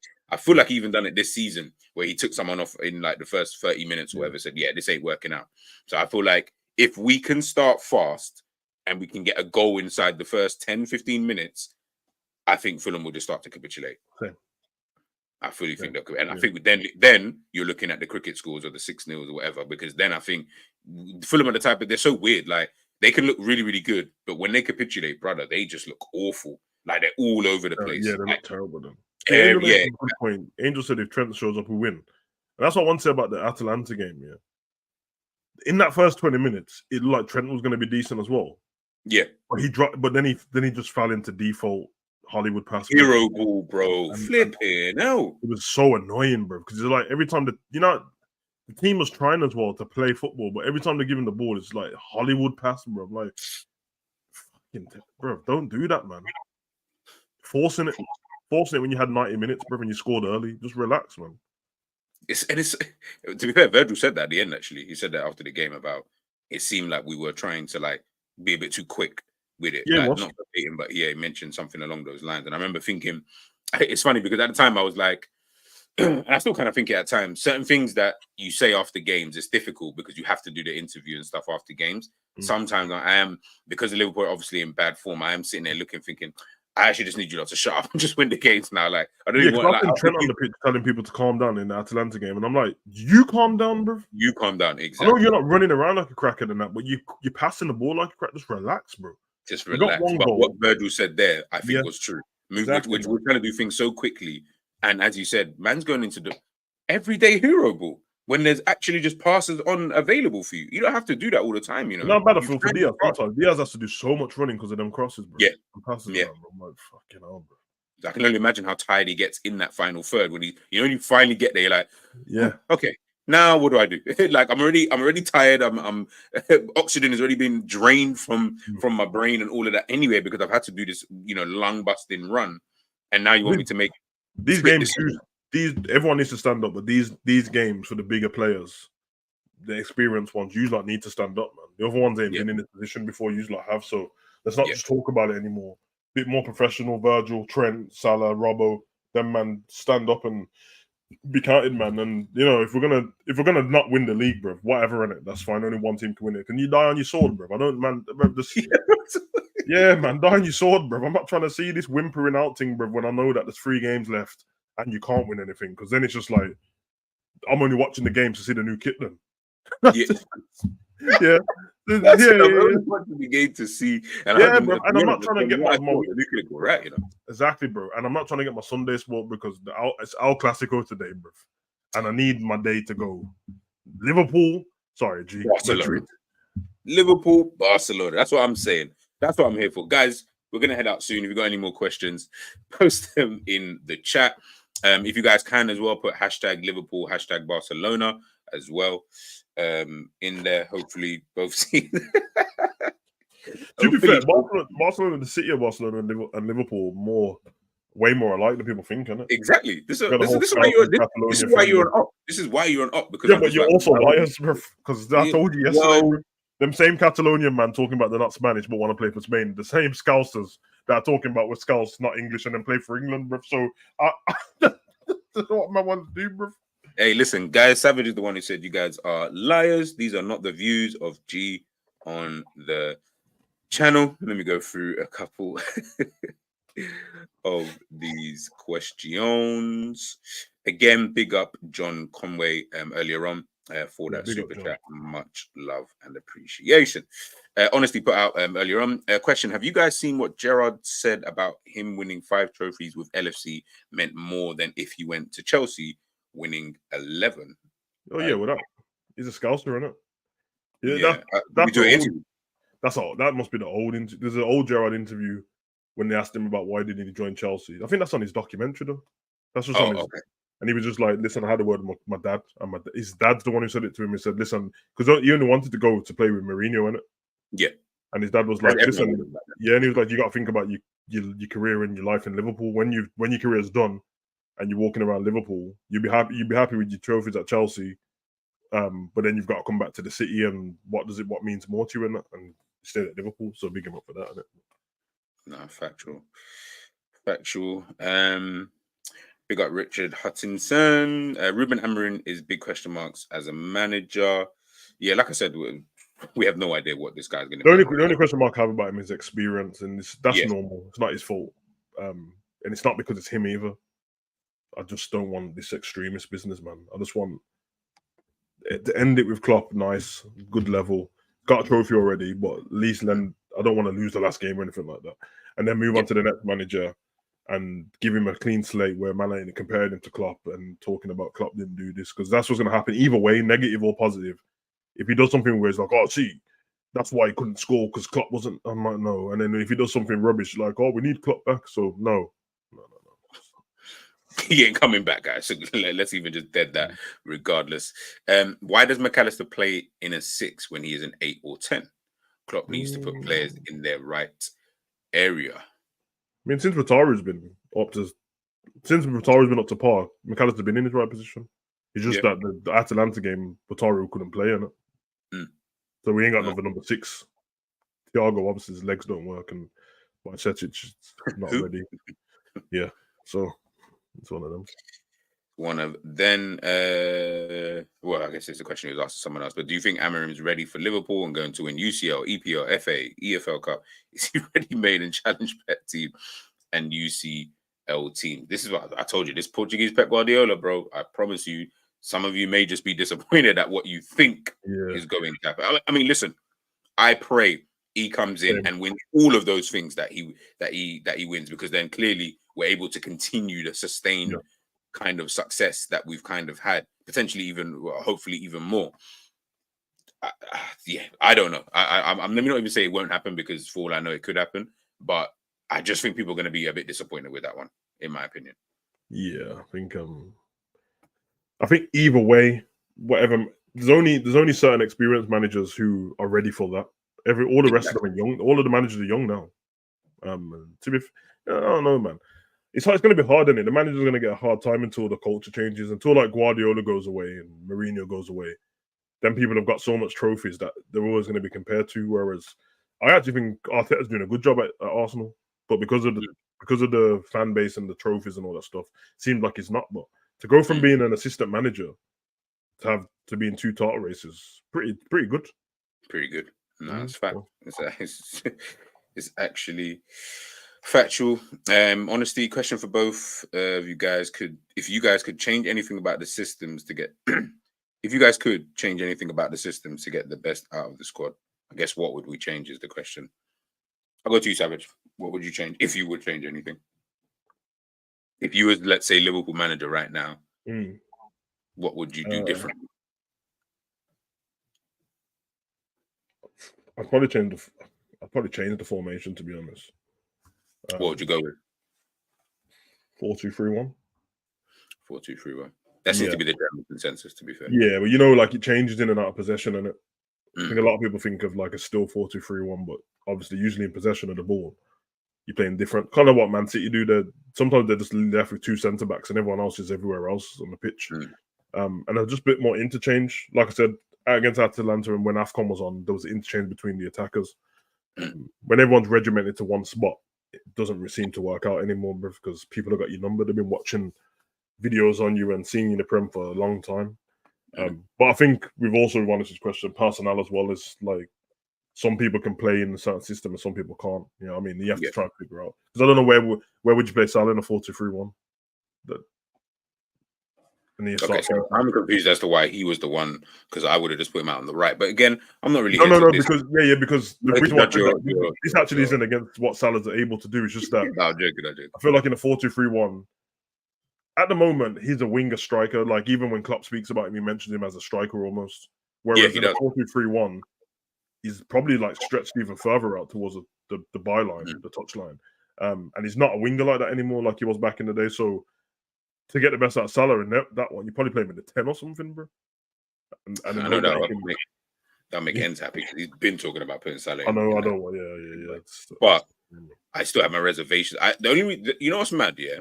And by the way, a big up for that, because I think 4-2-3-1 might be something that we maybe could have done a bit more over the years and stuff.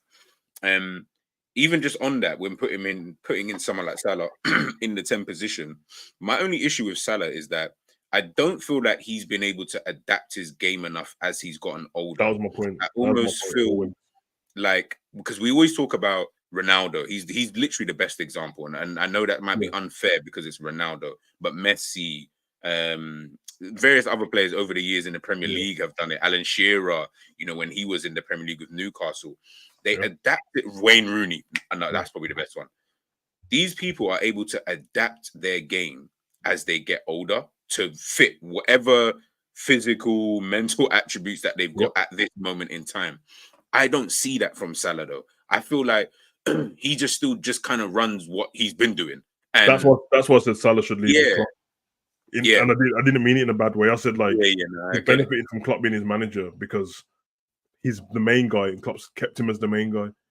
Everyone else do whatever you can around Salah, but he's the one thing. So Klopp tried to change the beginning of last season, and Salah was still Salah. He brought in Nunes and all these people, and you're like, nah, Salah can still do Salah stuff. I'm like, the formation doesn't work if Salah still does what Salah's been doing. So, it's one of them. No, I agree. Angel, G, and Sav, do you think we can stay in the title race till the last day? Yes. Yeah, I do.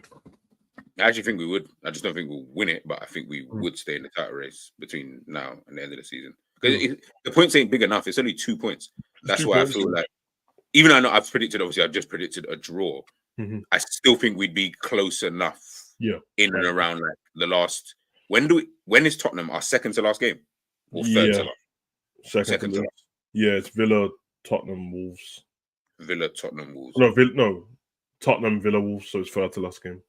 Okay. That's the game. When we get to, you said Tottenham, Villa. See, this is what I'm saying. Before these 10 games, I said I think Liverpool going into the Tottenham game.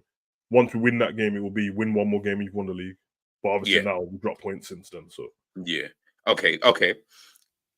Then. So if let's just say you're gonna go with, do you think Liverpool can win the league? Let's put it that way. Yeah. Okay. When do you think that would be a possibility, or do you actually think it'll be literally last day of the season kind of? Yeah, I didn't think it would be last day before the 10 games started. Yeah, I remember you said you did say Tottenham. Now I think it will be Liverpool need a point against Wolves. Liverpool need a point against Wolves. Okay, cool. Yeah, which actually put more pressure on us because you know what Liverpool's like. You tell us we need a point, we'll be losing 3-0 at half time. Bro, like we almost need to like Klopp almost needs to do a media shutdown in like that last week. Yeah, say, you let Pep Linders talk to man. You can't do anything. Can't chat to your wife. Can't chat to your friend. Remember thingy, bro? That we had Wolves last time when Villa played Man City and we were losing.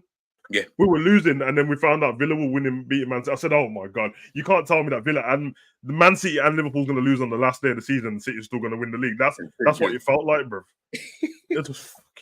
That's when you know it's actually just that's pretty good. That's actually a madness when both teams are losing and you then will lose the league. You're like, then you start getting vexed at the fact that you just didn't win because you won. And I went through this last season with Dortmund. Just needed to win. And I knew when it turned up and I saw the lineup and I said, "Why has Bellingham got a coat on, bro?" You know what's so mad? Yeah, everyone asked. I felt like everyone asked that same. Even if you wasn't even a Dortmund fan, I felt like everyone asked the same question last season. Why is Bellingham on the bench? Because remember he was playing with a brace on anyway, so I'm like, "Oh, surely he's gonna play." Yeah, and I'm like, "Oh, he's gonna bring Bellingham." No Bellingham. And I can't lie. I feel like because I feel like we needed 1 point, play, bro. We needed 1 point, and Bayern Munich needed to win and hope for the best. Needed to win the game. Yeah, they needed to win. We lost, bro. We lost, and then Musiala scored in the last minute, bro. I said, "Nah, bro, I can't do this, bro." It's mad. I can never forget that last game. I just kept thinking to myself, why is Bellingham on the bench though? Like, of all the games that you need your best players, he's on the bench. And the thing is, he's on the bench. It's not even like he's in the stands or some shit. Like, he's on the bench. So unless he just genuinely could not play at all, and I almost feel like Bellingham wouldn't have said that. Like, but I don't know. It was Bellingham's last game because but this is what I'm saying. I would have rinsed the kneecap up, bro. I don't give a damn, bro. If Bellingham so they can't get their money back now. So if he gets injured, that's not my problem. Yeah, that's not my problem. If he gets injured, that's your problem now. You deal with that. Even if it was for 5 minutes, I guarantee he just would have had an impact. Even for 5 minutes, yeah, of course. Like at the end of the game, kind of just to put him up front, play long balls in there. He'll do something. But hey, listen, emotions got to us, man. That's what you have to do at Leverkusen, like what Liverpool did to City. Sometimes to get past these teams, you just have to blow them out of the water, bro. Like, forget trying to do the close range thing. Nah, you need to be 10 points ahead of that. Because actually, in the title race, leading up to the final games, we weren't first, bro. We were like fourth. And we kept dropping out. And then Leipzig were first, and then Bayern Munich was second. I was like, oh my God. Kept changing, bro. So, yeah. Sucks, man. It's a bit of a madness. But yeah, we both say, we'll stay in the title race until the last day. A couple more questions, and then we'll head out. Who would you sell and sign in the summer? I'm sure we'll do videos on that during summer. I won't be able to tell you straight after. Yeah. I think we'll don't worry about those kind of videos will be coming regardless. Anyway, question: if we end the season by winning our remaining games but come up short, will that affect the players for next season under the new manager? What do you think? No, I think we've got too many players in the squad who haven't been in a title race for it to affect them that much. Because right now we don't seem like the closest team to winning the league. We seem like the third team in it. Yeah, which mentally probably benefit them. If you're the one who's at the top and then fall away, that's a little bit different. That's when it kills you, and that might be what it's like for some of the players in our squad at the moment, where they just like they're fed up of whatever, coming second or finishing whatever. But to be fair to them players, as much as you blame Klopp and that, it's your fault, blood. Fucking win the game, for real. They might leave because of that though, not in a bad way. But if you've done something, one, you've already got a league title, so you've experienced winning that. You just wanted to win it in front of the fans. You've got every other trophy, and then the last season when the manager's leaving, you also come up short, and you're pretty close again. That might be the period where you see people like, I don't think Virgil, but Salah and Robbo. I think them kind of people like, it's not. I love Liverpool, but I'm ready for a change now because then even winning a trophy, what's not as big as the Prem, but with a club that doesn't normally win it, will feel as big. You feel as big, yeah. You'll You see Robbo ended up at like Celtic or something like that, and I think I don't know with Salah. I only ever have in the European teams. I only ever have PSG in mind for Salah. Yeah, but even then, he could go and he can go kill it. Yeah, I honestly, the Salah thing, honestly, that's why I'm always like, that's why a part of the reason why I always think about when we talk about, let's sell Salah, I'm always like, I mean, if it ain't Saudi, then exactly. Like, and I'm starting to think that Saudi thing. I only went with that because everyone else told me that people were coming in for him. But realistically, we know what Salah's like, bruv. And he's already been able to see that. Remember, everyone's over, Mane and Hendo and all that's been over there. Like he's already saw that. It's not Bobby. It don't really work out like that. It's a bit meaty. And man are getting whipped after games, bruv. So the money might not be worth it. It's not like he's broke. And he takes care of himself. Like Ronaldo, you take care of yourself to be at this high level. I don't know. Jesus Christ, man. This whipped after game stuff. That whip thing's mad, bruv. I can't, bruv. I couldn't believe it, bro. I was just staring at the screen like, what the fuck? And everyone's getting mad, like, why man's getting whipped in that? My first question is, why does he have a whip, though? That's How did he get this into the stadium for us to even have this conversation? Like, and they said, he owns part of the club. I'm like, so this is one of the owners, bruv.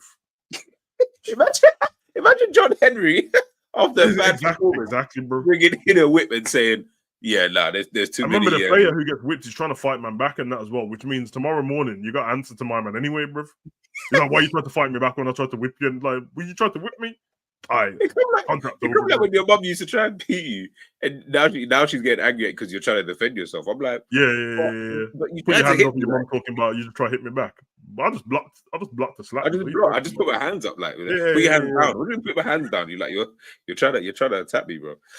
Do you think when we got new midfielders at the start of the season, teams couldn't read our play, but now we have been out with the current game with Manchester United, Crystal Palace, and Atalanta? Do you think when we got new midfielders at the start of the season, teams couldn't read our style of play? I'm assuming, but now, I'm guessing now they can because of because obviously the season's obviously gone on. I'll be honest, bro, I don't think teams can read our style of play. I don't think the Atalanta one is the one in there that they definitely studied and said, "Fuck this, bro. We're just man marking them." But Manu and Palace is the same thing, bro. If you scored the goals, we would have won, bro. You know what I mean? Real Madrid and Liverpool, you know the vibes. Yeah, I just saw it. That's smiling.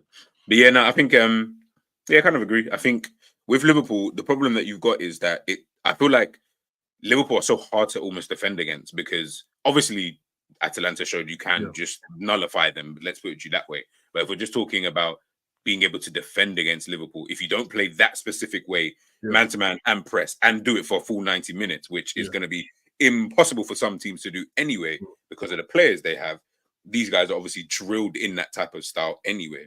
Yeah. Other teams won't be able to do that. So trying to stop Liverpool at times, I almost feel like, what do you tell them? Because it's so chaotic and fast and relentless at times.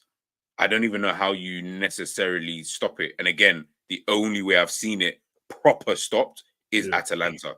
Even Palace couldn't even stop it because we still had they didn't stop it. We stopped ourselves by not scoring. Yeah, we stopped exactly. So I mean, like I said, okay, if in short, the only way you can do it is if you play like Atalanta. But I don't see teams playing. I think the one thing that Liverpool offer at what might change in the future is not about the actual chances that people get, but I think you give a team that's trying to, if you're a poor team or you're a team like Luton or someone who isn't expecting to beat Liverpool and just wants to low block and try and leave with a point, hopefully, or I'm just trying not to get battered today. When you give teams like that, especially with their own fans, any kind of impetus to go, we might be able to get a goal here, it changes the game, bruv. So, and because we will leak a chance. Even if it's the one where it's like, I'm not as mad at the team where Virgil's played everyone offside. because it's actually a tactic. He's got it right. You're getting mad at home because you didn't know. VAR hasn't shown up yet. So you're like, oh my God, I can't believe we let him score already. Virgil's chilling like, nah, you're offside, bro. Doesn't count to me. But if you're the opposition team, what's your manager going to say at half time? Do the same again. Just track you know what I mean? Hold your run back a little bit more. And then all of a sudden, man that you don't even rate are getting through, like Archer and that Sheffield. I'm like, oh, okay. I shouldn't have said Archer still. I actually rate him, but I couldn't think of it. Yeah, I was going to say, he's actually, I don't mind him. But yeah, that's what happens. It's like, whereas, like when I was, like I said to you, when I was watching the Arsenal and Wolves game yesterday, it didn't look from the game started. It looked like the Wolves weren't going to get a chance, bro. And they had loads of great passing and stuff, but it's like, yeah, you're not getting in here. Whereas if that was Liverpool, they play one ball over the top to the left-hand side or something, and it's like, oh, they're in. And even if they don't score, you know what? We might be able to go again, and then changes. Listen, guys, I see some of the questions, obviously, you guys are asking about transfers and stuff like that. I did start them, but I said we'll do shows on that regardless anyway, looking at that kind of stuff later on. So it's not like I didn't want to ignore them, but at the same time, we've got a whole summer talking about Liverpool and transfers. I'm sure. It's the best time of the year. You know what I mean? It's the best because you know what it is? It's even madder because with Liverpool, we never know anything. So everything is literally speculation. So I can speculate and talk about signing Neymar from Saudi just because I saw one rumor online and blah blah, and then all of a sudden people start putting them in their predicted lineups like, oh no, we would cook with Neymar on the left wing, maybe put him like bro, it's crazy, bro. The fan base become thingy, and they become journalists FC in the summer, bro. Like, no, unless he says it, I don't believe anything. And I'm like, well, he was wrong too, bro. All three of them said that Bellingham was coming to Liverpool, bro. What are you talking about? Now I'm seeing him wearing the white of Real Madrid, so that kind of tells you everything. And then they're like, "Oh, we got done over." And you didn't get done over because Liverpool didn't tell you one time they was getting Bellingham, bro.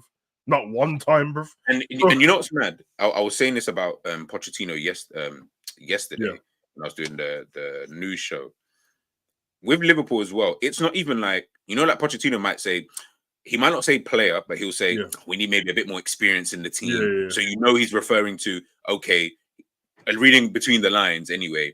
Maybe he wants to sign a more experienced player like that because he hasn't got that in his team. No problem. With Liverpool, because Klopp doesn't even give you that type of soundbite anyway, and we don't hear nothing. Everything is pure. Like at least if Klopp even just said, you know what, maybe, we potentially need to have a backup to Ali if, let's say, Keller wasn't there. Or, maybe we need to start looking at the right wing area. But he doesn't tell us anything. So when he doesn't say anything, everything is pure speculation, bro. Like, we don't know. We didn't know we was going to sign Endo. We kind of didn't know about the Szoboszlai one. That kind of just woke up one morning, boom. Liverpool are in for Szoboszlai. Next minute, by the evening, we've paid the release fee. I was like, right. When it wanted that Edwards thing about Klopp, that that rumor that's always been around, but no one ever said it. Like, Klopp wanted all the power at the club, and that's And then when Klopp had that interview about leaving, I'm like, no one's picked up on the fact that he said that he doesn't want to do everything. So everyone made it out like Klopp's the one been angling for it, but it seems like to me that he got left with everything, bro. Because he didn't want. Because Edwards obviously kept it moving. Yeah, which is why he's probably tired, bro. He's like, I just wanted to manage. Because I've seen times in press conferences where say that the player we're getting is definitely on his way to Liverpool now. Like he's on his way to the stadium to do his little photo thing. When they ask Klopp in the press conference, when he says, I don't know something, I think he doesn't know. I think he doesn't know whether the guy's like, is he here today? Is he coming tomorrow? And that because he's like, don't tell me none of that business. I just want to manage the team. So he's like, yeah. So somebody be like, we heard that you've signed blah blah, and he goes, have we? Okay. Then he'll whisper to the guy next to him. There's always that random scout dude next to him, and he says something back. He's like, oh, yeah, and then he just carry on, bro. All the time when we're looking to sign player, obviously, unless it's like an obvious one that's been in, like when the whole Caicedo thing was going on. Yeah. Like even then, he didn't really want to talk about it too tough. He always then alludes to be like, yeah, I mean, he's a good player. Because the Caicedo one seemed like obviously he was on the list ages ago. But remember, everyone assumed that Caicedo was signing for Chelsea from like 5 months before that. So the way he said it in the conference was like, well, I just woke up and they told me that they were trying to sign this guy late last night. Which is not that he's saying I don't want him. It's saying that I didn't think we was ever going to get him, so I left it. Never tried it, and he didn't work. I thought he was going somewhere else, so I didn't even think of that. Exactly, bro. But yeah, man, this thing where people just and then And then because he's in that position, he's probably been told in the morning. Because I can probably see this happening. He's probably been told in the morning about the whole, obviously before the press conference that we're trying to get Caicedo. Probably got a phone call. They probably told him, "I beg you, talk to him." Like just because it was at midnight, wasn't it? Yeah, it was at some finish the stream, and then it said, "Oh no, Liverpool signed Caicedo." I'm like, Klopp probably in bed, bro.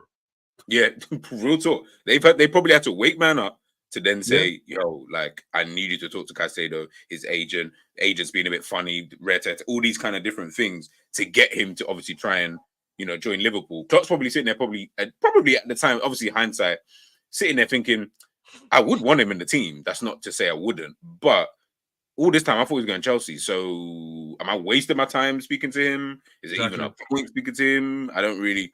But listen, we'll get into all that transfer stuff come the transfer window. Guys, we're going to head out of here. Make sure you're smashing the like, share, and subscribe. I will be games on today, man, so should be good. I was going to do a watch along to the El Clasico. That's what I was going to say. Like, what are you doing for the rest of the day, bro? I don't know, man. Listen, I can't tell you if I'm doing a watch along for El Clasico to that Liverpool game's over, bro. I can't be sitting here. I can't be sitting here miserable in an El Clasico, bro. So okay. If Liverpool win, guys, I'm gonna assume that Savage will do a watch along for the El Clasico. If he does, I will be there anyway, regardless whether comments or on the screen. So I'll be there to see FA what Cup games on the same. FA comes on half free. Coventry, man. Yeah. So really, but that's kind of semi good because then I get FA Cup for 45 minutes. And then straight into our game. And then straight into our, because I hate the build up. I don't want to hear you talk about anything. Just get me into the game straight away. That's why I love. My son was saying that yesterday, man. He was like, "Oh, I was hoping that but I hope Coventry win now." And I said, "I get you, bro, because we hate Man U, bro. But just for them to get torn up by Man City in the final, bro, 9-0 in that, blood. Remember Watford did that and they got battered 6-0 in the final, bro, against Man City. It was pointless. It was absolutely pointless. Man U might as well just win the game, bro, so I can watch Man U lose in the final. Fuck it, because that'll be back-to-back FA Cup finals. Them two playing against each other, innit? The last year. Yeah, but I even think like because it's the final, it will just be a bit closer than Coventry versus obviously Manchester City kind of final. At least the last final was a bit closer. I mean, but do you remember how quick they scored? Gundogan scored a volley in like the first minute, bro. I know, bro. I literally just turned onto the game, and then all of a sudden, Gundogan scored. Like, right, okay, this looks like it's going to be a walkover. He was moving. It's going to be a walkover. Honestly saying, if Liverpool win, I'm assuming he'll run. Just make sure if Liverpool win, then you know that Savage will do that. Then I'll be back tomorrow, normal time, 10:30. For the match reaction, see if Savage is free, so then we'll do it together. If not, then I'll be running the match reaction, and hopefully it will be talking about us being joint top with Arsenal at this current moment in time. Guys, make sure you smash a like, make sure you share, all that good stuff. Make sure you subscribe. I'll leave you guys on this. Oportunidad de hacer un cambio. Juguemos por algo más que una victoria. Juguemos por el futuro de nuestro planeta. Yes, Darwin! Not a clue what you just did! I love it! I love it! Peace!